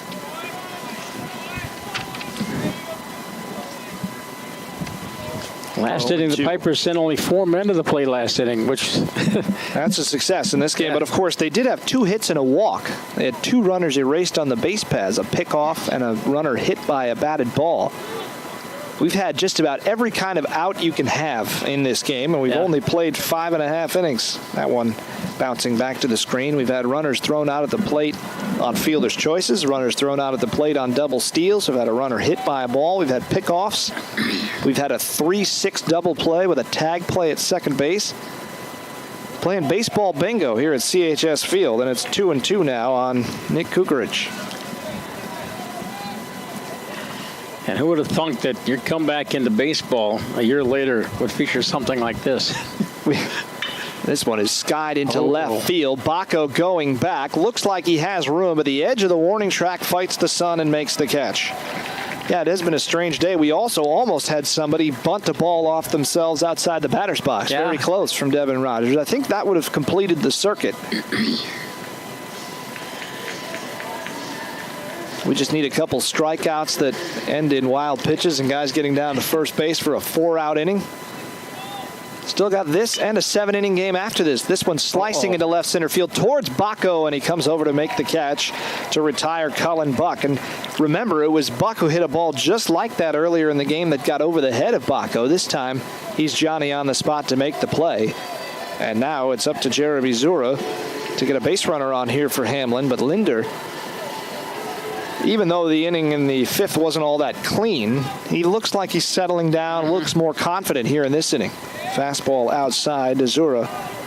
And just putting a 0 up in and of itself can be a tonic for pitchers. Doesn't matter how you get it. Looking for a 1-2-3 inning here. This one's hit hard down the left field line. That will not happen, as that's a fair ball into the corner. Zura has extra bases. Busy inning for Bacco as he hustles it back into the infield and keeps him at second with a 2-out double. That'll bring up Devin Rogers. So still no 1-2-3 innings for the Piper, rather for the Auggies in this game. To be fair, the Pipers only have one, and that included a double play, so we haven't seen a clean inning on either side. Second double of the game for the Hamline Pipers.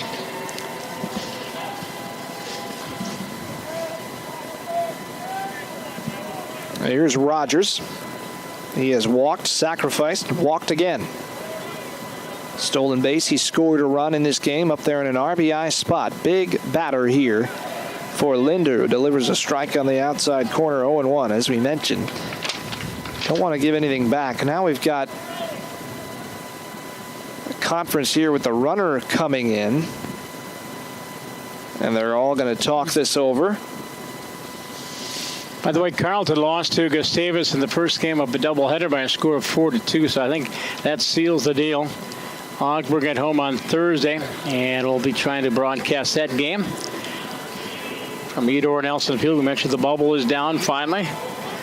Speaking of baseball bingo, I don't think I've ever seen a coach come out and have a conference with a runner at second base and a batter and 2 outs in an inning. Seems like a fairly straightforward situation. Sure. Get a base hit, try to score a run. Jim Wyatt knows something I don't, probably a lot of things that I don't about baseball, and it's 0-1 on the count to Devin Rogers. Runner at second is Zura. He doubled. The pitch up high, 1-1.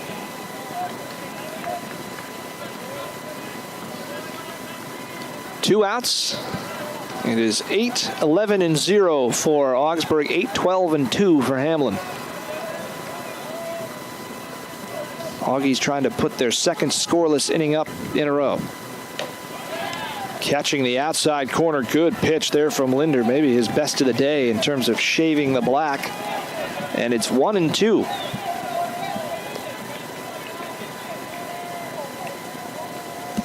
Got a note from Don that with that 2-1 win, if we can get the sweep, we will clinch the playoff berth. Here's the 1-2 pitch. It's poked into right center field. DeCrook ranging over to make the play. 3 flyouts sandwiched around a double in the inning. And the Pipers do not score in the 6th. So that means after 6, it is still 8-8. As the Auggies on the charge here will come to bat in the top half of the 7th inning. And, of course, for that 7th inning, and to take you all the rest of the way home, we'll turn things back over to you, Tom. All right, I don't know if I want to step in. You did the work. You got us back into this ball game. He got us 5 runs. Well, let's see if I can get a win here. As the Auggies batted around last inning, it'll be Turner, Bodine, and Cam Erickson to face Brandon Rushmeyer. Third pitcher used by the Hamline Pipers. Benny Resnick went the first 5 1/3. Kim Scraw did not get a batter out, so Brandon Rushmeyer recorded the last 2 outs of the inning.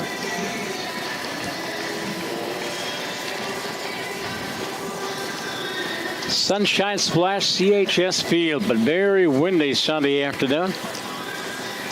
That last fly ball out into the glove. Jordan DeCrook. I think the wind kind of blew it into him. Otherwise, that looked like it was going to find the gap and go all the way to the wall. It'll be number, where am I on my score sheet? What a mess. Keene Turner, Clayton Bodine, and Cam Erickson scheduled batters. And Keene is 2 for 3. A run scored. First pitch from Rushmeyer, and the pitcher's up and away, and it's ball 1 ball, no strikes. 6th inning totals. Hamline 8 runs, 12 hits, 2 errors. The Auggies 8 runs, 11 hits, and an errorless ball game. 1-0 pitch off the end of the bat, loop down the right field line. It is hooking foul into the second row of the grandstand down there. The count is 1-1. That's the Auggies playing airless baseball. I think their fielding percentage is right around 91%, which ain't too bad.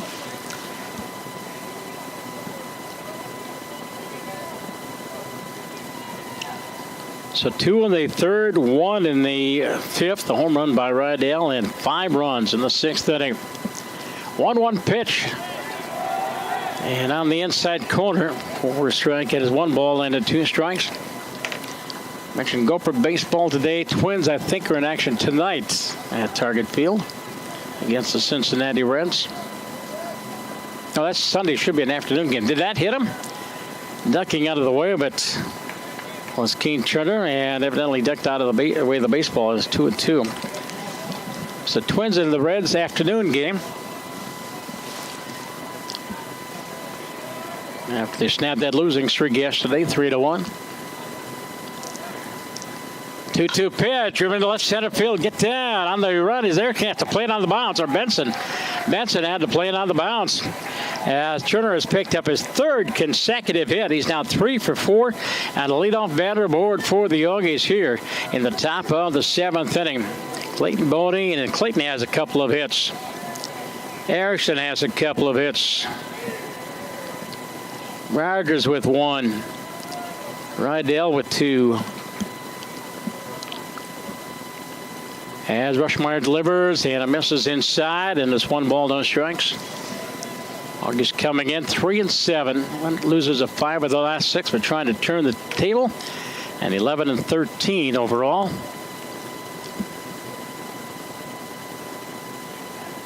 One-0 pitch up the middle. 1 hopper, could be 2 to second, 1 relay. 3rd double play of the ball game for the Hamline Pipers. They go 4-6-3 once again as Bodine grounds into a DP. And their defense turning 2, and 2 out and nobody on here in the 7th inning. That'll snuff the fire out quickly. Here's Cam Erickson. Cam singled in the 2nd, got as far as 3rd. Got on base on a fielder's choice in the 6th inning, and he scored 1 of the 5 runs. First 2 offering, slider misses outside, 1 ball, no strikes.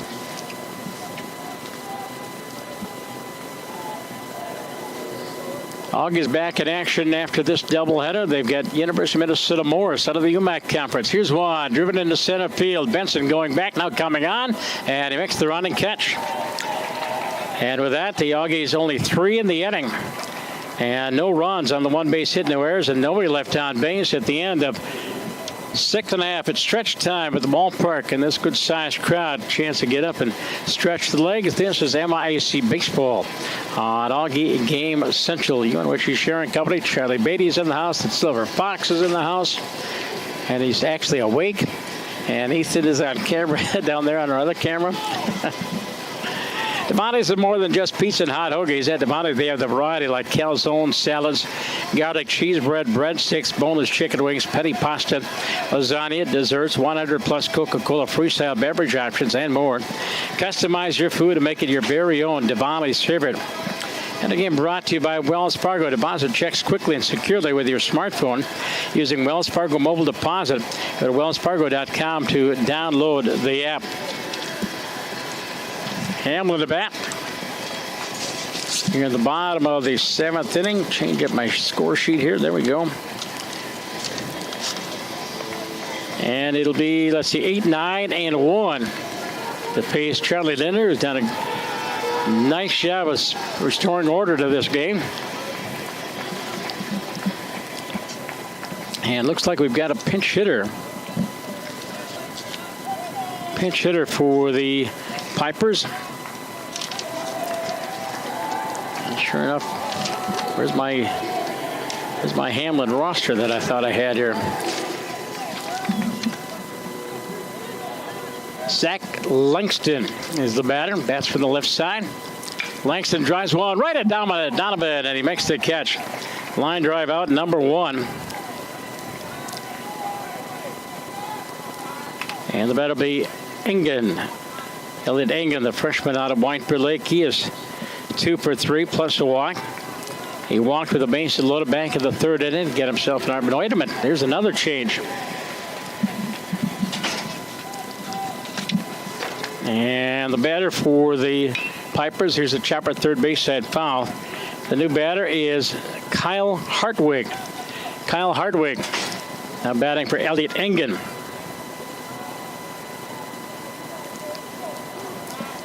Here in the bottom of the 7th inning of an 8-8 ball game. Linder's 0-1 pitch, and he went around. And it's no balls and 2 strikes. We'll have to check out the defensive changes when we get to bat in the top of the 8th inning. So Langston batting for Messerschmidt and Hartwig batting for Engen. 0-2 pitch, swing and a miss. And that's our first strikeout of the ball game. Charlie Linder picks up the K. 2 up and 2 down for the Pipers here in the bottom of the 7th inning. And here is Nolan Schoenfeld. And Nolan, the leadoff batter, is, let's see, one hit. Actually, he's officially over 1 for 1. Goes after the first pitch. Fly ball to center field, going back forward to DeCrook, fighting the wind, and he makes the running catch. And that, folks, is a 1-2-3 inning. Our first for either pitching staff here this afternoon. Piper down in order, 1-2-3. We played 7 from CHS. We're tied up at 8. And by golly, this is only the first game of 2. Auggie Game Day, Auggie Game Central.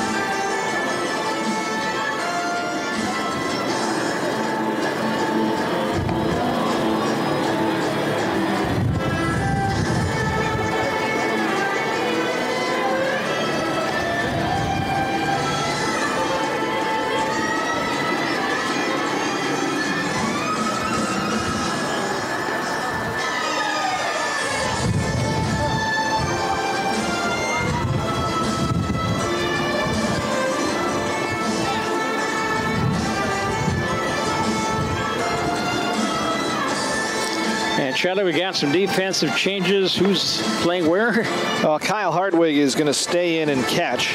But Brody Russell, a freshman out of Duluth-Denfeld, is now the 3rd baseman, just a freshman. 6'2". And Russell playing in just his 5th game of the year. Hartwig his 18th. He's actually started 11 games for Hamline this year. So some fresh faces. Everybody else looks to be the same. And Walker Rogers to lead it off. And the first pitch to Walker, take it high for a ball. And recapping his afternoon, on base center there in the second. Grounded out and then singled and came around to score. Back in the sixth inning, got himself an RBI. And the Auggies scored 5 to tie it up 8-8. Auggies batting here in the top of the eighth inning. Count on the Auggie third baseman, the sophomore from Simley, is 1 ball and 1 strike. I'm guessing Walker's family, ardent Auggie fans, are in the stands. Here's one lofted towards right field down the line. Fair fall. The right fielder's after it, and it drops in front of the right fielder over the head of the first baseman. Second baseman was there to watch, and it's just a long strike, and the count on Walker's 1 ball and 1 strike. That's the proverbial Bermuda Triangle ball out there in right field. Unfortunately for Rogers, it didn't drop. He's owed a base hit by the baseball gods today for the pop-up that wasn't caught by Buck that we both think he didn't touch and probably should have been a single. 1-2 pitch high, ball 2. And it's 2-2 on Rogers. You would think this was a football playoff game. St. John's 24, St. Scholastica 3. That's a baseball score. 2-2 pitch, and it's high and deep to left field, going back for Zura. Going back, warning track. It's in the ballpark and makes the catch. Here's Zura. Rogers with a deep fly ball to left field. It jets out from 330 down the left field line to 402 out there in deep center field, so it jets out quickly. May look like that one wasn't tagged as well as the home run, but he hit it maybe 40, 50 feet towards left center field. And you're right, that wall gets a little deep pretty quick. Dominic takes the first pitch upstairs. 1-0. And Donovan's been on base once. He walked and scored back in the sixth inning. Officially is 0 for 2. 1-0 pitch to Donovan, and it's wide ball 2. 2 balls and no strikes. So it's Russell at third. Damovic at short, Buck at second. Schoenfeld at first base, Hartwig behind the plate, Zero, Benson, and Rogers in the outfield.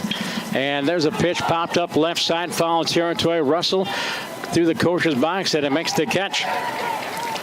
And Talmadge pops up, foul territory. That's 2 down for the Auggies here in the top of the eighth inning. That just means it's base is empty for the jump starter of the offense, Joe Rydell. What a day he's had today. 3 runs scored, 2 runs batted in, a single and a home run. RBS 4 and 5 on the season. A wide open stance, and the first pitch up and away to the young catcher, and it's 2-1.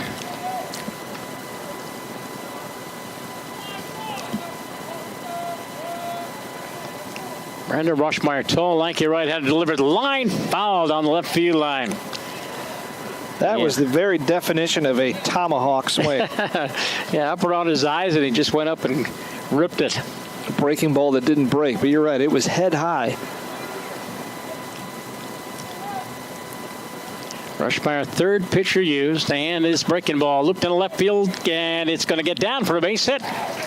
And Mr. Rydell is now 3 for 3, and 2 runs scored. I think we got our player of the game. Yeah, very likely. And of course, that's his 4th time reaching base, but he scored 3 times. They'd like to keep that other streak of runs scored going. Well, here JD, Jordan DeCrook.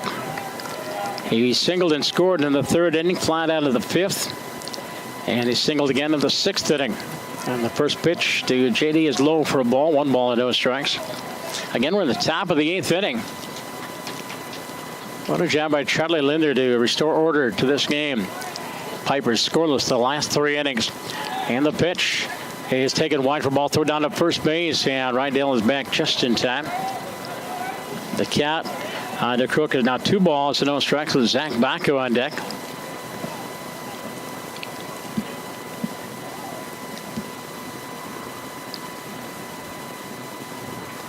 Rushmeyer from the set and delivers, and it is popped high in the air to left field in the ballpark. Zura fighting the sun, and they win, and he makes the catch for the final out. A lot of outfield outs, a lot of fly balls off the bat of the Auggies, 2 of them in this inning. And for the Auggies, no runs on a hit, no errors, and another runner left on base. Unofficially, I think they have them stranded 5 so far in the ball game. as we go to the bottom of the 8th inning. It's 8-8. Auggie game day on Auggie Game Central.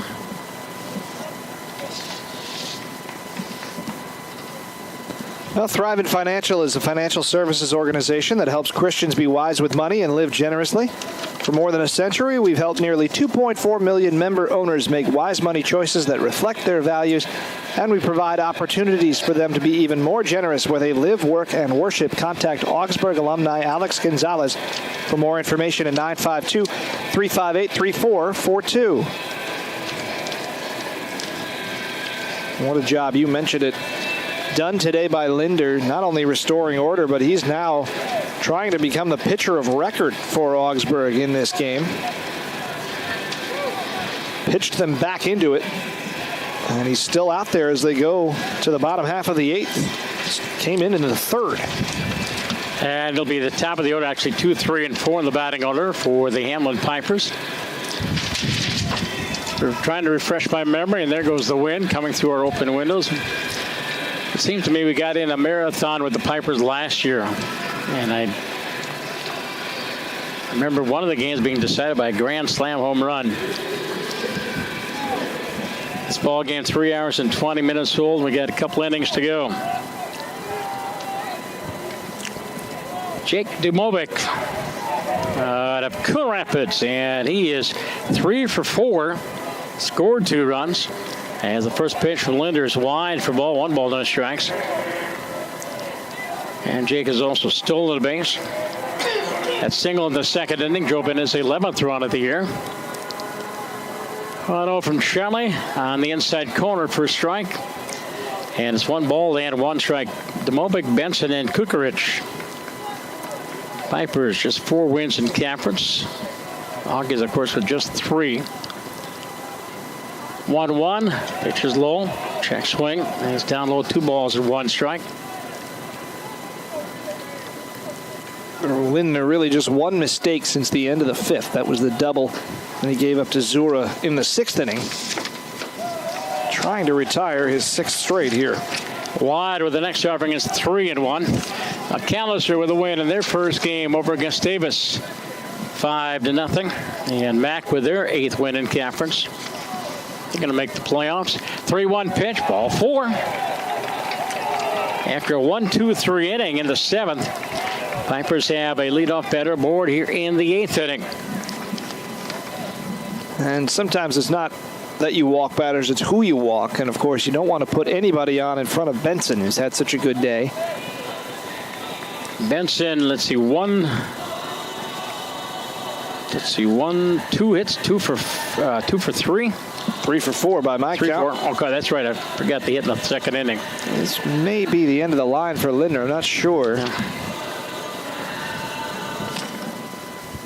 Yeah, Scotty's out there. I mentioned the final earlier. Concordia from St. Mary's 1-0. So St. Mary's, their 3rd loss of the season. Right now, 3 teams have lost 3 games in conference. St. John's 9-3 on their way to their 10th win. All they have to do is score another touchdown. And let's see, any other scores coming in. St. Thomas over Carleton, that's the final 4-0. So St. Thomas is 8-3 in conference. As the final St. John's wins, so they're 10-3.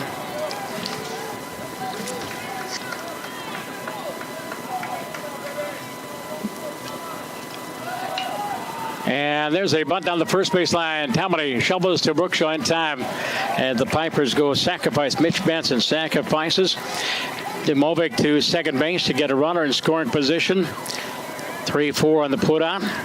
They've done a lot of bunting today, but I'm really surprised by that one, the way that Rogers has swung the bat. Kukarich, of course, has not reached base yet. He's 0 for 4. Wasn't he on base on a fielder's choice back at the first? Sorry, yes. He's not gotten a base hit yet, I should say. Right. He's 0 for 4, thrown out of the plate back in the first inning.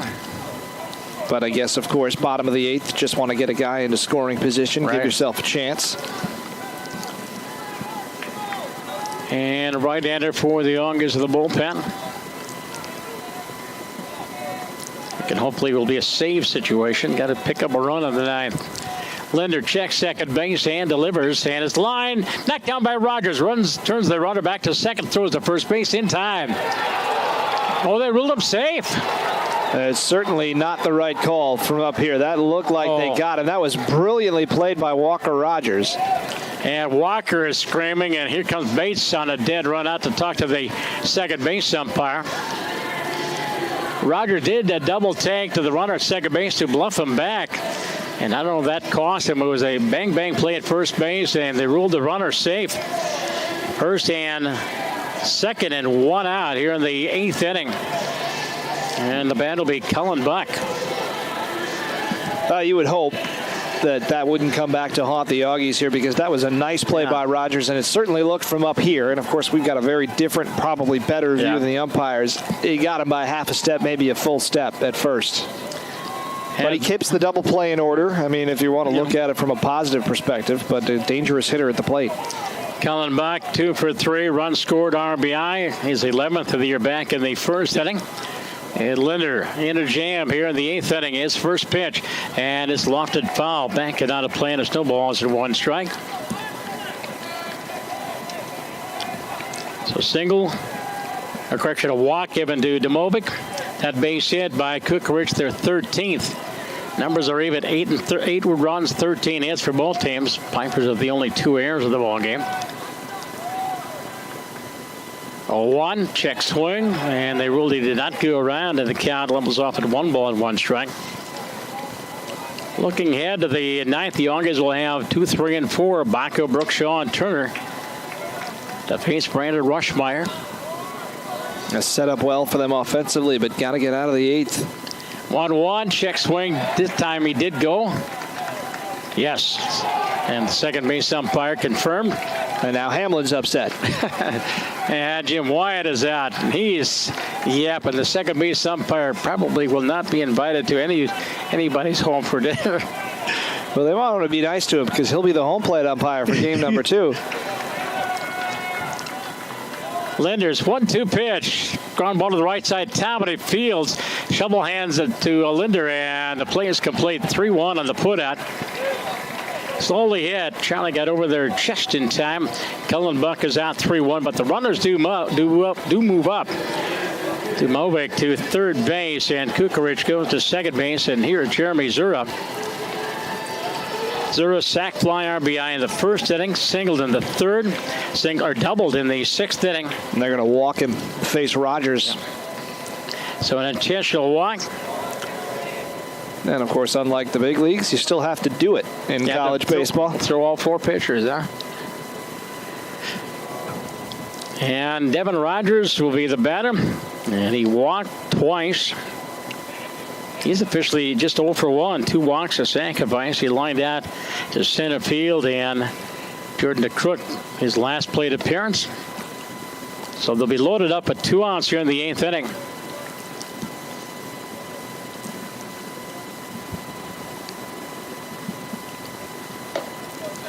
And trotting down to first base is Zura. So Charlie, I'm guessing the last man that he will face, I don't think he'll pitch the bottom of the 9th, but he has to get him, Devin Rogers. And Joey coming out to the mound to make sure they're on the same page when it comes to signs. Changeup, slider, fastball. What are we going to go? Auggie dug out on the edge of the fence, intently looking in.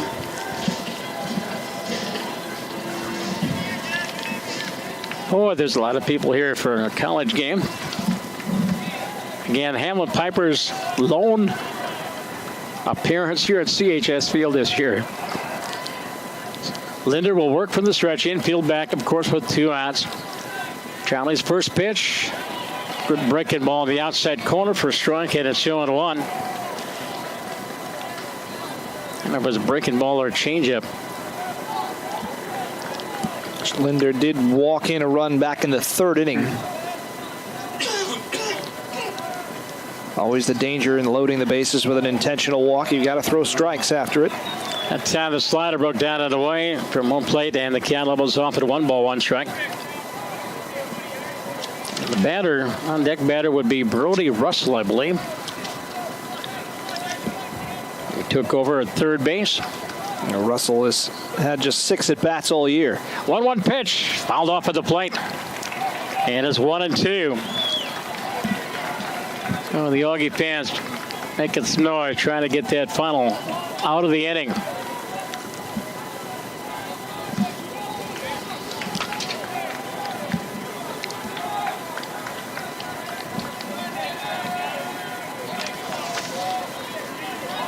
Everybody set new baseball.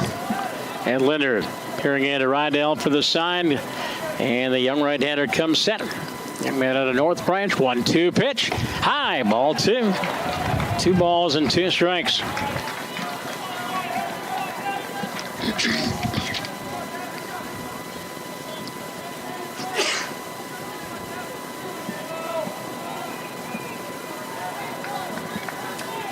Count even. 2 balls, 2 strikes, 2 outs. Misses inside. Did it hit him? Home plate umpire said no. And it's 3-2. I don't know if that hit him or not, but Rogers certainly didn't try to get out of the way. No. So 3 balls and 2 strikes. Runners will be off with 2 outs here in the bottom of the 8th inning of an 8-8 ball game. And the Piper fans giving some noise.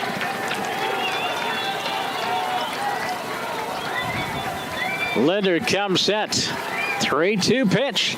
Fouled straight back. Came with a fastball and fouled straight back to the screen. And it's still 3 balls and 2 strikes. You would imagine it's going to be nothing but fastballs for Linder the rest of this at bat. There's no reason to throw a curveball here. You walked a guy to get to Rogers. You think that's a hitter you can challenge. Lead run 90 feet away. Chatty one more time. 3-2 pitch out of the way. Fouled off again. Backing out of play. Putting a dent to the Piper baseball budget as another one goes out in the street. Our crew's taking at least 1 home with them. Yeah. Tom Ritchie and Ethan on cameras today. Charlie Beatty tag teaming with me. One more try at 3-2. As Linder delivers and is driven to left field. Baca going back. Wind carrying it. Jack's there and he makes the catch. The wind kept blowing it away from him, and Zach with a great running catch. And Linder all pumped up as he heads to the dugout. He got out of the jam. Zach had to run about a block and a half to get to that one, but that's the end of the inning for the Hamline Pipers. No runs on 1 base hit, no errors, and 3 runners left on base. We go to the 9th inning of Game 1 of our doubleheader. It is Augsburg 8, Hamline 8. Auggie game day on Auggie Game Central. Brandon Rushmeyer will take the mound for the 9th inning. The Auggies and Minnesota Morse on Friday at Parade Stadium. At Bethel Royal Stadium on Saturday. And back home at Parade Stadium on Sunday, May 6th. Now that Friday game at Parade against Morse is a 5 o'clock start. 1 o'clock for Bethel and 1 o'clock for Gustavus. And Bates told me they're going to try to schedule a few more games. A normal season has 40 games. This will be only games number 25 and 26 in the season. Going to try to pace possibly on that Sunday against Gustavus. UW Superior is in St. Bonifacius to take on Crown in the UMAC conference. And we've got 2 suspended games against the Yellow Jackets. One finished in the 5th inning, another one in the 6th inning. Both of those were at U.S. Bank Stadium. So I don't know if we finish those 2 or do we play a regular 9-inning game. Here's Zach Baca to lead things off for the Auggies here in the 9th inning. Zach on base in the air. And he is 1 for 2. And a RBI. Here's a pop-up. Left side foul territory. Third baseman. He can't get to it. Russell drops it. He overran the ball, fighting the sun of the wind, and Zach dodges the bullet. Zach Bacco falls off the first pitch, and it's 0-1. Shows you what kind of havoc those high pop-ups are causing today. When that ball went up in the air, Russell broke towards second base. Then he had to go back into foul territory, and he went too far. Zach with a single in the third inning. A ground out in the sixth inning. That got him his 15th RBI this season. The left-handed batter. Right-handed pitcher, the next offering is Anthony's on the outside corner for a strike. And so Bacco is down to the count. No balls and 2 strikes. Brookshaw and Turner to follow here in the top of the 9th inning. At one point, the Auggies were down 8-1. Here's a swing and a miss. Brandon Rushmeyer has his first strikeout, just the second strikeout of the ballgame for the Hamline pitching staff. And here's Brookshaw. Michael is due, to say the least. He is 0 for 4. He's grounded into 2 double plays, struck out his last plate appearance. And the first pitch, Rushmeyer taken for a strike, and it's 0-1.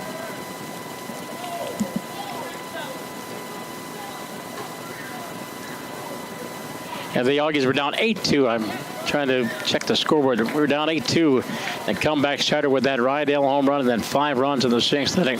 Now 1-1 and the Auggies second baseman. Junior out of Prescott. Rushmeyer and Kyle Hardwig, the battery now for the Hamline Pipers. 1-1 pitch, fastball, lined into center field. There we go. First base hit for Brooksay.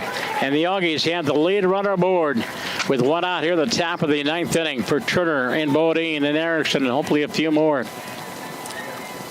Keene is 2 for 3. RBI and a run scored in that big 6th inning when the Auggies batted around. The 14th hit of the ball game for the Auggies. They about hit the Piper now by 1, 14-13.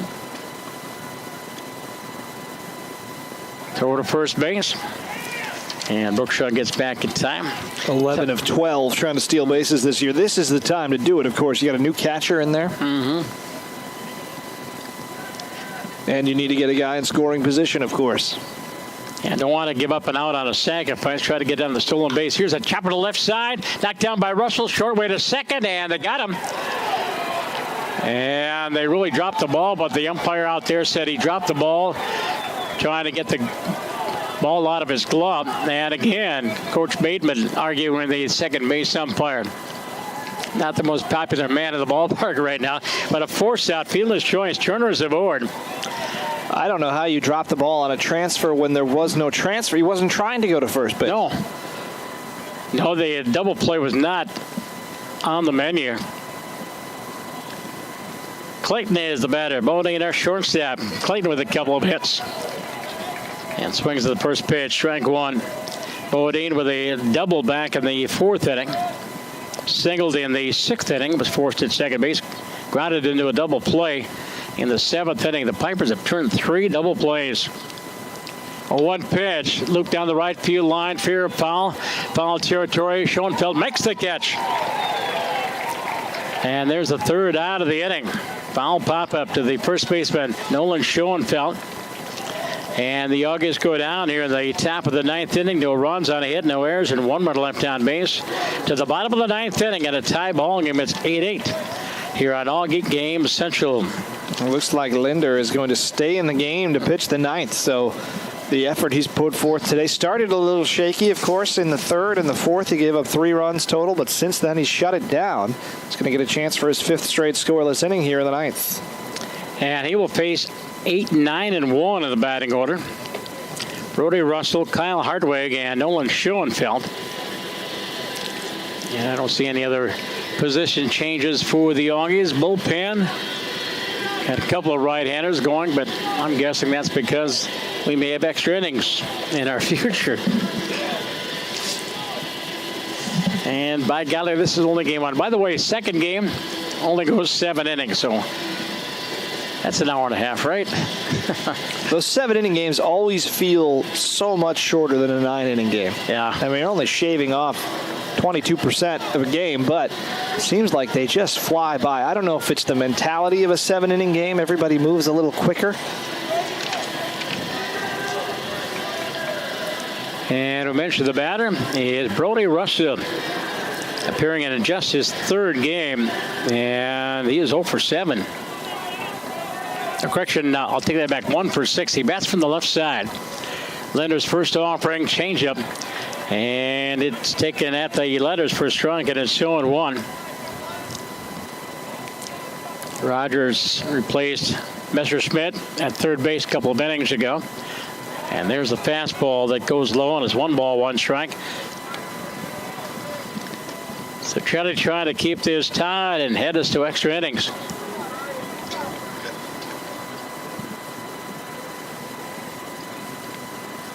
One pitch, down and in on the slider, and it's 2 balls and 1 strike.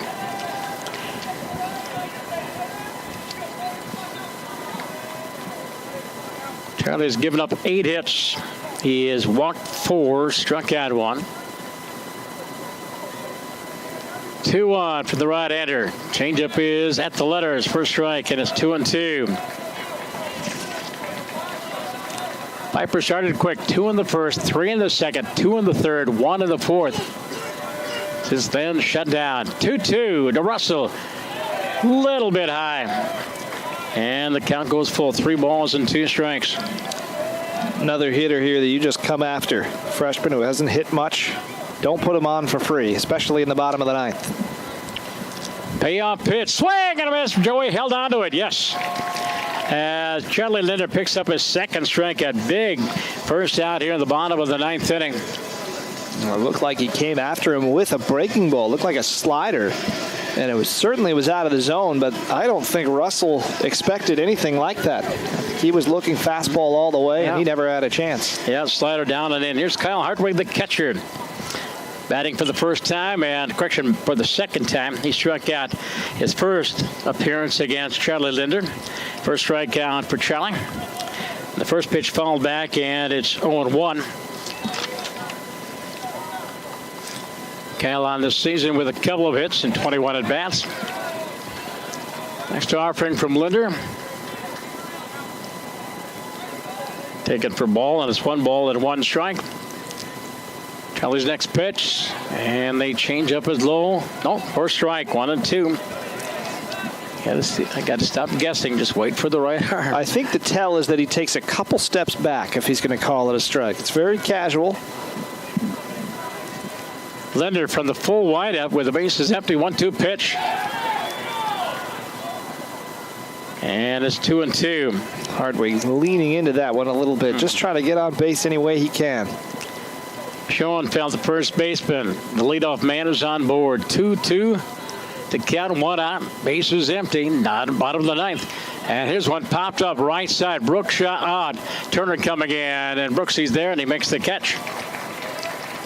2 down for the Pipers, and nobody on here at the bottom of the 9th inning. Back to the top of the order. And the junior first baseman from Middleton, Wisconsin, with 1 hit in the ballgame, 1 RBI in the ballgame. I'll take that back, 2 RBIs in the ballgame. And he's walked 1, so he's officially just 1 for 2.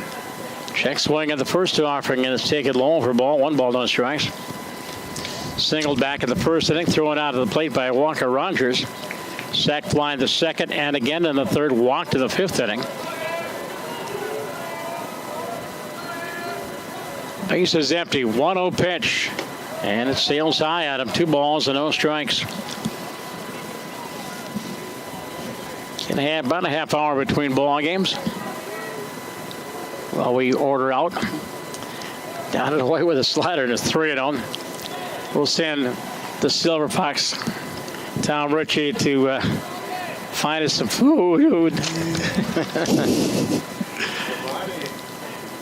3-0 pitch. That should be a strike. No, it's not. Outside. Ball 4. A 4-pitch walk. And the 5th walk given up by Charlie Linder. He has had 1-2-3 inning. That was back in the 7th inning.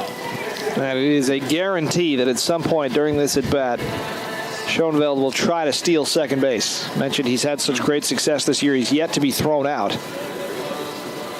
Domovic's had a good day at the plate. He's 3 for 4 with a walk. He's driven in a run. He's scored a couple. Had one stolen base back in the second inning. Jim Wyatt just wants to put him in a situation where all he has to do is poke a single to win the game. And check swing on the first pitch. They appeal. Second baseman, and he says yes. Strike one.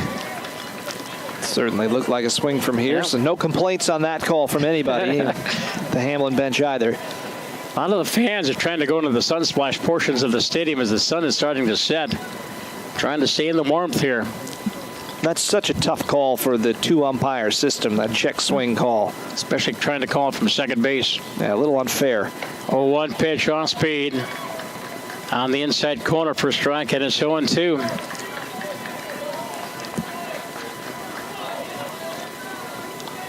Again, Sunsplash Sunday afternoon here from CHS.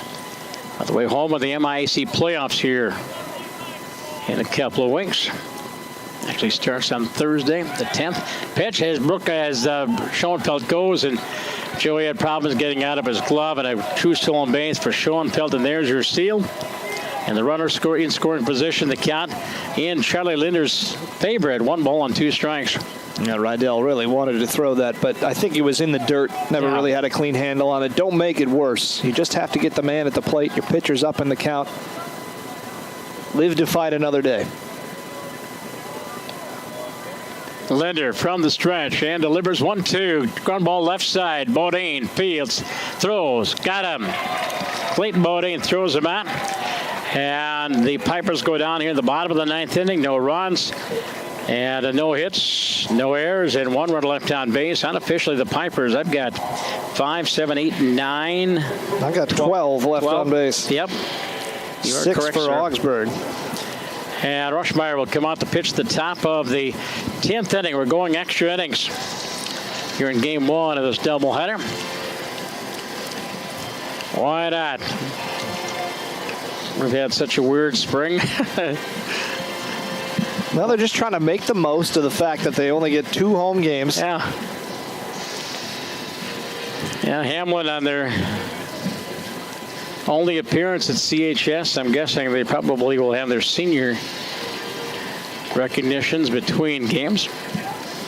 And that's who you feel for in a spring like this, no matter where the sport, no matter what the level is, all the seniors that are getting shorted so many games. You mentioned it, the Auggies up to about 25, 26 games. They're used to 40. Yep. That's a lot of innings left on the table for these guys who thought they were going to get them, and it's really a shame. No fault of the MIAC, no fault of anybody but the weather, but it's a real shame. Auggies again have, let's see, 2, 4, 5 more games scheduled after this, and trying to get a couple more doubleheaders. It'll be Cam Erickson to lead things off for the Auggies here in the 10th. Erickson, Rogers, and Tammany against Brandon Rushmeyer as the first pitch.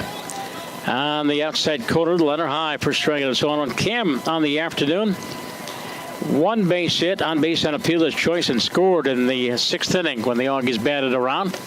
And the next offering inside. That's 1 ball and 1 strike. Whatever you do, just get some people on base for Joe Rydell. In the hot bat today, and he's 2 for 2 with a couple of singles, including an RBI single against the current pitcher. Rushmeyer. No. Oh, that's just against Rushmeyer, of course. 1-0 pitch way high. As ball 2, 2-1. Augie's got 1 aboard in the 9th inning as Brookshire got his first base hit of the ball game. 6, 7, and 8 for the Auggies here in the top of the 10th inning. Rushmeyer delivers, and he got jammed. And he follows it back to the screen. That'll level off the count at 2 balls and 2 strikes. That looked like ball 3 that Erickson swung at. It was high and tight.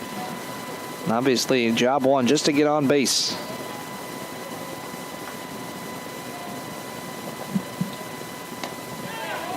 And next offering.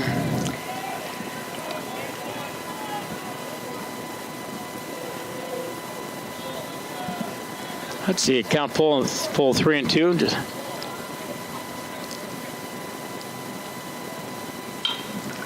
And here's a foul ball down the right field line. Schoenfeld to the fence, and it's about 5 or 6 rows back.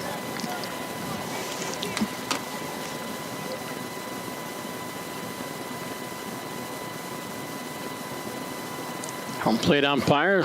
You supply of baseballs.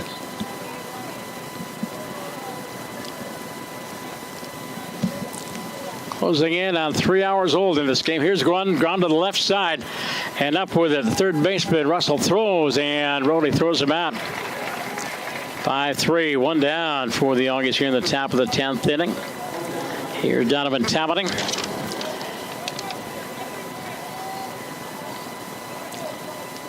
No long ball threats, really. 3 home runs this season. Rydell, Walker Rogers has 1.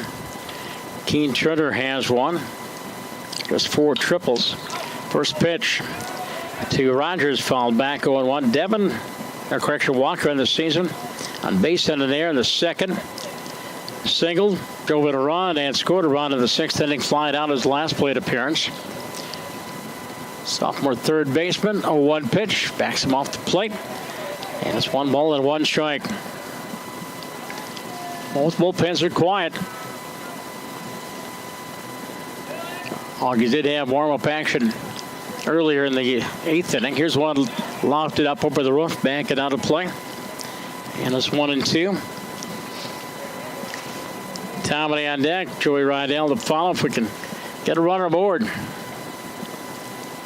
And take the lead back. We've never trailed and we've never led. Did trail 8-2.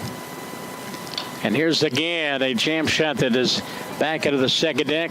The sweet level here at beautiful CHS Field. They have not gotten much going against Rushmeyer. I mentioned all the runs have been charged to either Resnick or Skra. Skra only faced 3 hitters. Rushmeyer's given up a couple of hits, scattered 3 singles in his innings, but he's been tough. And the next offering is 1 to the plate, 2 balls and 2 strikes. And the shadows are starting to creep out past the dugout out towards foul territory. From the right first base side. Swing and a miss. Good high fastball. Rushmeyer got the giddy up going on that pitch. Probably his fastest pitch of the afternoon. Strikeout. Brandon has his second strikeout. 2 down for the Auggies. Nobody on here in the top of the 10th inning. And here is Talmading. Donovan walked and scored in the 6th inning. An 0 for 3 day. First pitch to Donovan, knee in the dirt. Stopped there by Kyle Hartwig. And it's 1-0.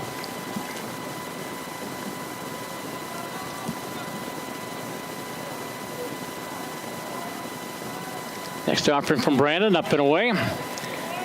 Ball 2. Now some warm-up action to the bullpen for the Auggies. 1-1. Okay. Here's one ground to the left side. Demovic up with it. And Jake's throw across, and a 1-2-3 inning. That's the first for the Hamline pitching staff here this afternoon. The Auggies go up and down in order here at the top of the 10th inning. We're tied at 8. We're ordering out. This is Hockey Game Day on Auggie Game Central. We can order for the Corner Bar, proud sponsor of Auggie Athletics, located in the historic 7 Corners area.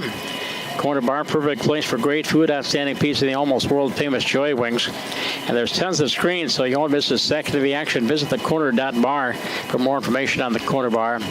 And speaking of eats, of course, we're in Lower Town. And there is just a plethora of outstanding eating establishments here in Lower Town around Rice Park. Will be a new pitcher for Augsburg here. Trying to see the number. I believe it is Cody Perkle. I saw a 5. I thought it was a 6, 46. Oh, no, he was a 5. Yep.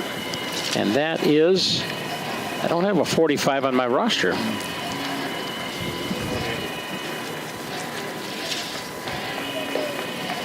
Unless it is a 6 and it just looks like a 5. Okay. But for Charlie Linder, he goes 7 innings, giving up 8 hits. He gave up 3 runs, all earned, walked 5, struck out a couple.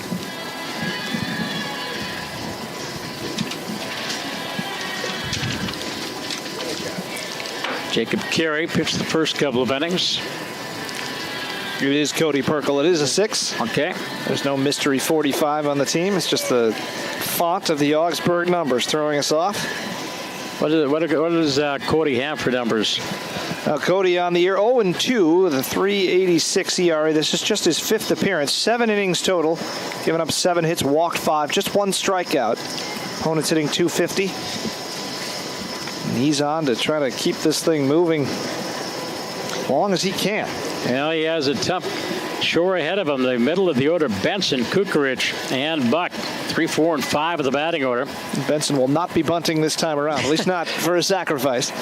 Yeah, he's 3 for 3. He scored 2 runs. He's driven in a run.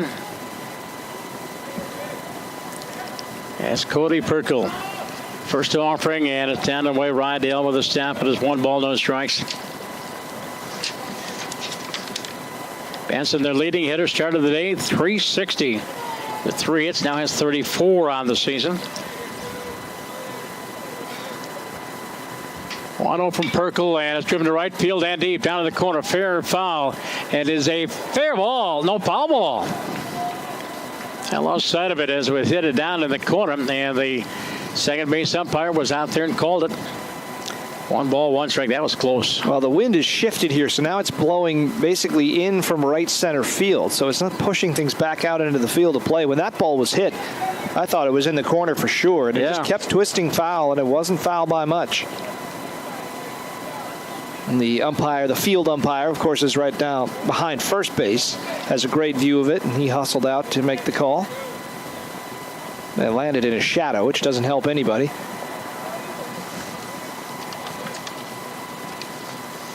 And the next jab from Cody down and away.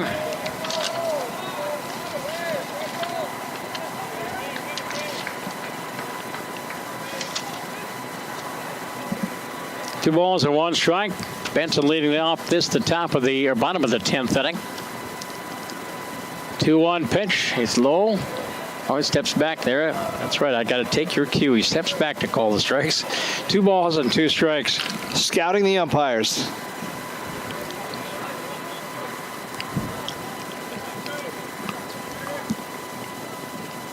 Next offering, changeup sails way high, and it's 3 balls and 2 strikes. Auggie pitching staff, we've given up 8 walks this afternoon. 8 walks. 13 hits at 21, hit better as 22. 22 runners for the Pipers, and 8 have scored. 3-2 pitch. Line foul. Off the right and on the plate.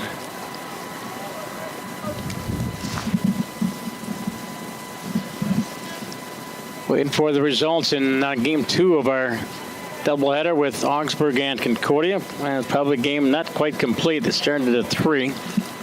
About 4 o'clock up in the Red River Valley. Back to the mound. 1 hopper fielded by Cody. Sets himself and throws in time. 1-3.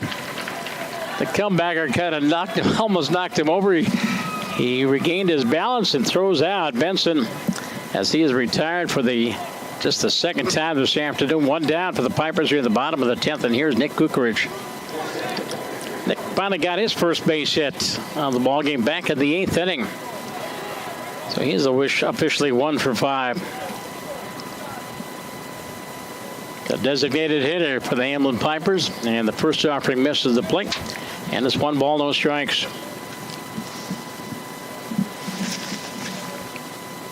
Kukarich with the team's only home run this year.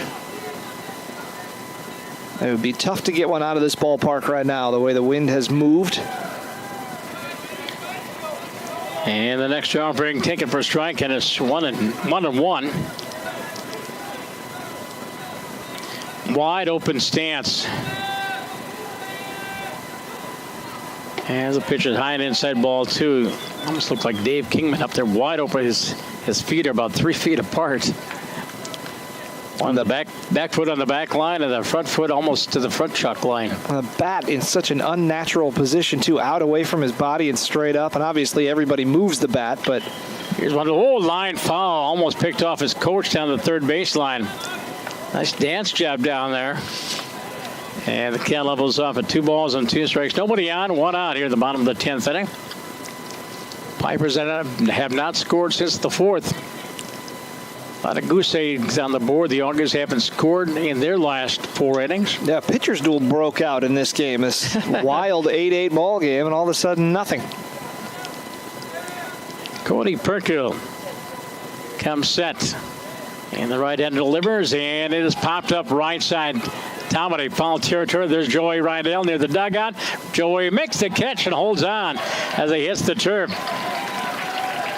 Well, he made a really nice play on a ball a few innings ago. That, even better. Yeah. Had to go so far to get it. Fight the shadows and the sun and the wind. Make a diving play with that catcher's mitt, which is just such an awkward mitt to catch a pop-up in. Yeah. And the batter will be Cullen Buck with 2 out and nobody on. Cullen with a couple of hits. He's 2 for 4. He scored a run. He's driven in a run. He had a bases loaded walk back in the first inning. And the first offering misses the strike zone, and it's 1 ball, no strikes. The left-handed batter from Apple Valley. Richard, what do you see? What, the Eastview? Eastview player. Yeah, they've had some real good players there through the years. And some good teams the last couple. Change of that. Swing and a miss. That's 1 ball, 1 strike. Yeah, the Southern Suburbs, didn't Egan win it last year? I believe it was Eden Prairie that won it last year. Yeah, but there were some great teams out of the South Suburban Conference. Lakeville North's always great. Ground ball right side. Brookshaw up with it, and a 1-2-3 inning. As the Pipers go down in order here in the bottom of the 10th inning. We're going 11, folks, and nothing's been decided. It's 8-all as we head to the 11th inning here from CHS Field. Auggie game day at Auggie Game Central. Staying awake there, Mr. Ritchie? Are you still awake? Good. Take a trip down memory lane at Memory Lanes and Flashback Cafe on 26th Avenue in South Minneapolis. 30 bowling lanes, live entertainment, great food, and 2 game rooms make for a great time. Visit www.memorylanesmpls.com for more information. And I'm going to turn over to Charlie. He got us back into a tie ball game. I could do nothing in 4 innings. So I'm going to give Charlie a chance to win this game in relief as he'll take over as the Auggies come to bat here in the top of the 11th inning. More important than that, Joe Rydell is going to lead it off here in the 11th. Oh, sure, I set you up for that. Well, you got to know. No one to hold him, no one to fold him. Exactly. So Rydell, he'll be followed by Dick Crook and Bacco.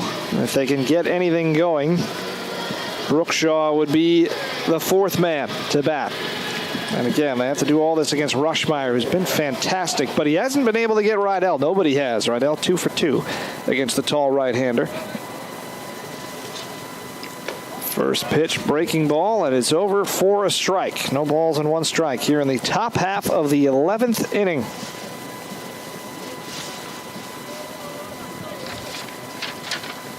And another breaking ball, and way out in front of it is Rydell. He's in a hole, 0-2. He walked and scored in the 3rd, solo shot in the 5th inning. As you mentioned, 2-2, or 2 for 2 against Brandon Rushmeyer. Singled in the 6th. Singled in the 8th. Actually, I beg your pardon. That single in the 6th was not against Rushmeyer. That was against Scraw. So he's only 1 for 1 against Rushmeyer as he takes the ball. 1 ball, 2 strikes.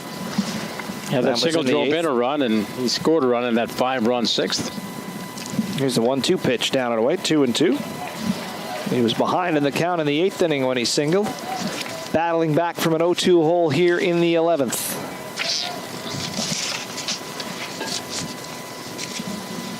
And the pitch. Swung on and missed. Blew him away with a fastball, and they finally retired him. Strikeout number 4 for Rushmeyer. And he has 1 in each of the last 3 innings. Brandon has hit down 5 Auggies in a row. A 1-2-3 10th inning as we get back to the top of the order. Now, DeCrook has only faced Rushmeyer once as well. He flew out against him in the 8th inning. Deep fly ball to left field. Takes a ball down and away. 1 ball and no strikes. Hamline in the bottom half of the inning will have Jura, Rogers, and Russell back up 3rd baseman. So getting into the bottom of their order. Now 2-0 against DeCrook. I have only 12 innings on my score sheet, so it's got to happen. Sit here pretty quick. I'm already moved on to number 2, so I'm filling in as we go. Mine only go to 10. Fastball, and that is inside. 3 balls and no strikes to DeCrook. So we'll see if he's taking here on a 3-0 pitch, trying to get himself on base. Yep. Was taking all the way, and it's down and away. Ball 4. So and the first walk, base runner. First walk given up by Rushmeyer. There's a strike. So Bacco, he grounded out to first base in the 6th inning against Rushmeyer. Got an RBI for it. Struck out swinging in the 9th. And Jordan is 9 for 12. And this is still in base department. Well, this would be the time to do it. And he's going on the first pitch, and the pitch is up and away. Good pitch to throw on down to second base, and he is safe. And they're going to say he slid around the tag. Yep. And here we go again with the base umpire. Jim Wyatt is on springs out of the dugout. And he's trying to back up his shortstop and tell him that I'll take care of this. I'm thinking that he missed the tag. Well, that could be the only thing he called, because the throw beat him. It was high, but it beat him for sure. Yeah. But it's a runner at second base and only 1 out. Now what we have to find out is what was the pitch. Must have been a ball. It was up and away. Tobacco 1-0. They haven't put anything on the board. That was a fadeaway slide by J.D. He slid to the outfield side of the base, and it was a sweep tag by Demovic, and I think he missed the tag. And DeCrook has his 10th stolen base of the year. Well, controversy again on the base pass. Both teams have dealt with it today, you have to say. And a chance for Bacco, and Rushmeyer will look him back to second base. DeCrook at second. Haven't gotten much going against Rushmeyer, but it only takes 1. And a little poke job anywhere in the outfield right now might be a run. They're going to try to bunt. Bacco bunting for a base hit. And he bunts it foul toward the Auggie dugout. 1 ball, 1 strike.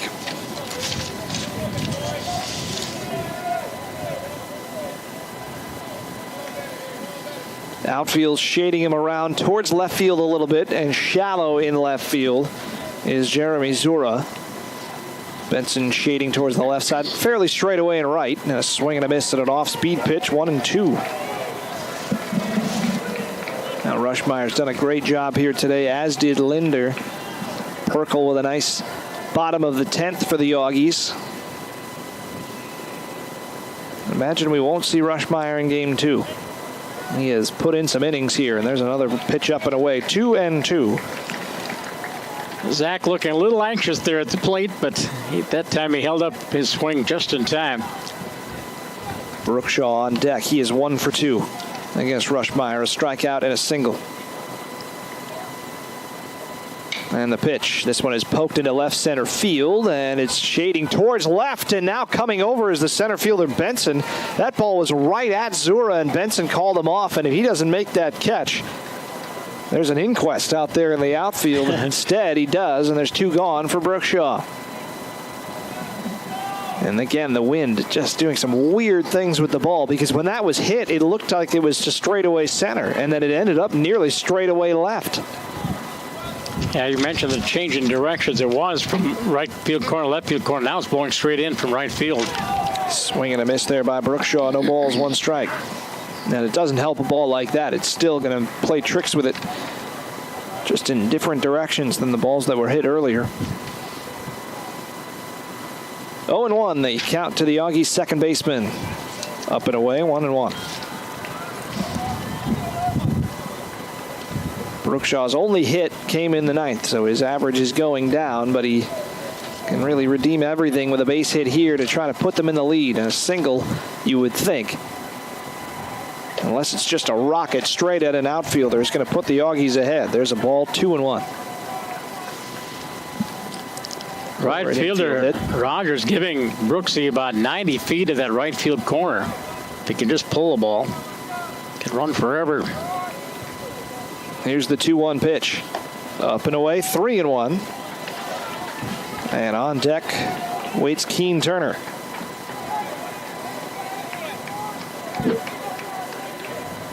Good pitch to hit, you would think, here. See how much Rushmeyer wants to give in to the left-hander. And he gives him a fastball in the inside corner at the knees. Good pitch in a 3-1 spot. DeCrook takes his lead from second base. Whether or not he should be there is a point of controversy here in the 11th inning, but he is. Here's the 3-2, and Brookshaw fouls it away.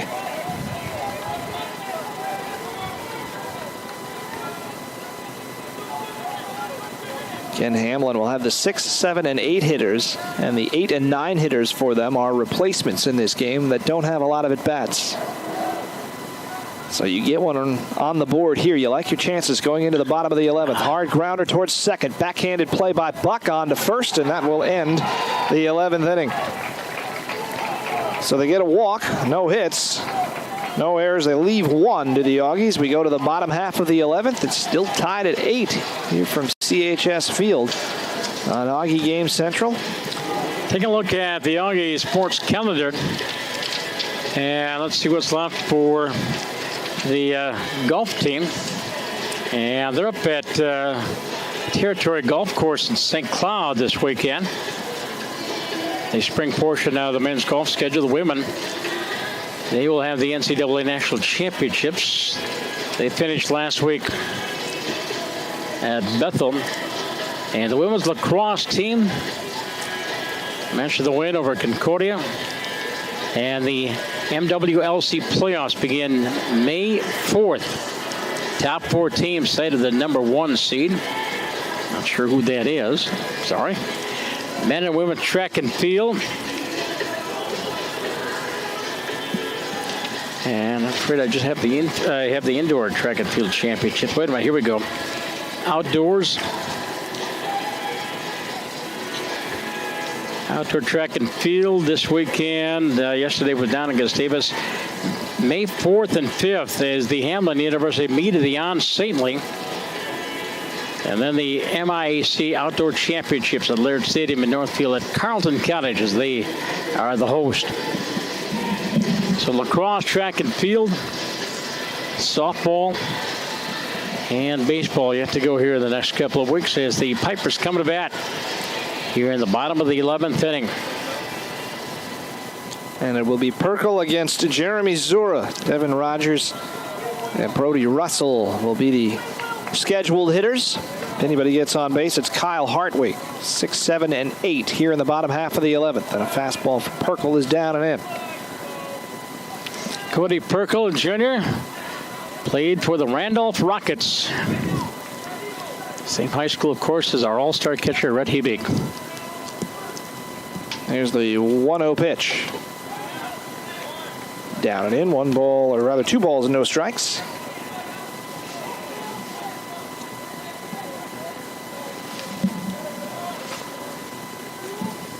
Zura walked intentionally his last at bat. That loaded the bases back in the 8th inning. Before the flyout by Rogers ended things. A dramatic moment in this ball game.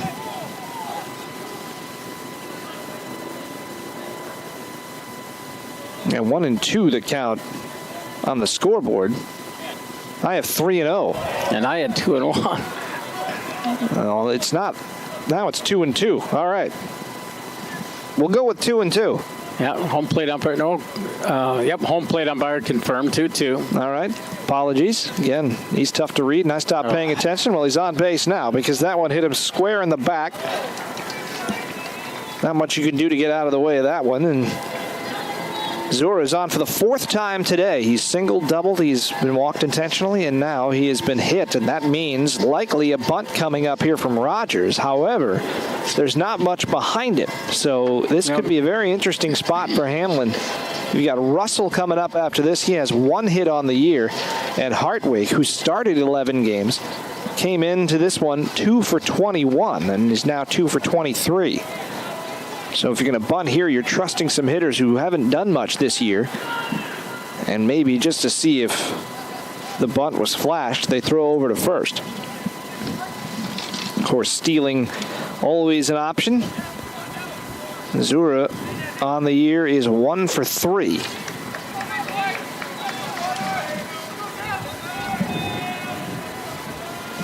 In at third is Rogers.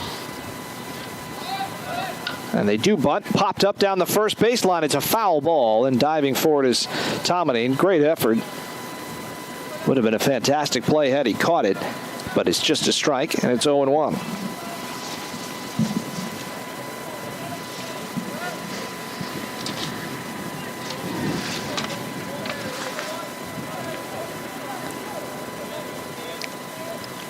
Game 1 of a doubleheader. Bethel defeating St. Mary's. St. Mary's winning 9-8. Game 1 of their doubleheader. 0-1 pitch on the way to Devin Rogers. Runner going. Here's the throw down to second base, and he is not in time. Good slide by Zura to make sure. It looked like he beat the throw anyway. It is a strike, so it's 0-2. But the winning run now 180 feet away for Hamline. Just the second stolen base of the year for Zura. And that would take the bunt off, although 2 strikes would do that anyway for Devin Rogers. I apologize. That was a softball score I gave you. St. Mary's defeating Bethel in softball. I'll scroll back up and try to run down some baseball scores. Here's the 0-2 pitch on the way to Rogers. Fouled away. The outfielders have to come in a little shallower here, just in case there is a base hit to the outfield. Try to cut somebody down at the plate.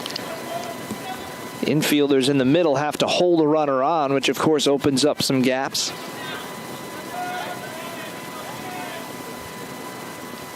Oh, 0-2 pitch on the way. Perkle looking for a strikeout here. Breaking ball fouled away. Devin really choking up on the bat, just trying to control his swing. And he's fouled a couple of pitches off. Now, right now, you can tell he's just trying to hit the ball to the right side and get the man over to third so that Russell doesn't need a base hit to win the game.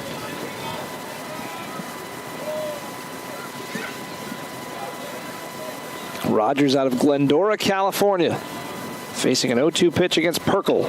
This one poked to the right side, but it's in the air, and Tomini's going to have to make a catch. Fighting the wind just inside the line, out number 1. So it's up to, as I mentioned, 2 guys with 3 hits between them on the year, Russell and Hartwig. You would imagine that Hartwig won't be replaced because he's the backup catcher already.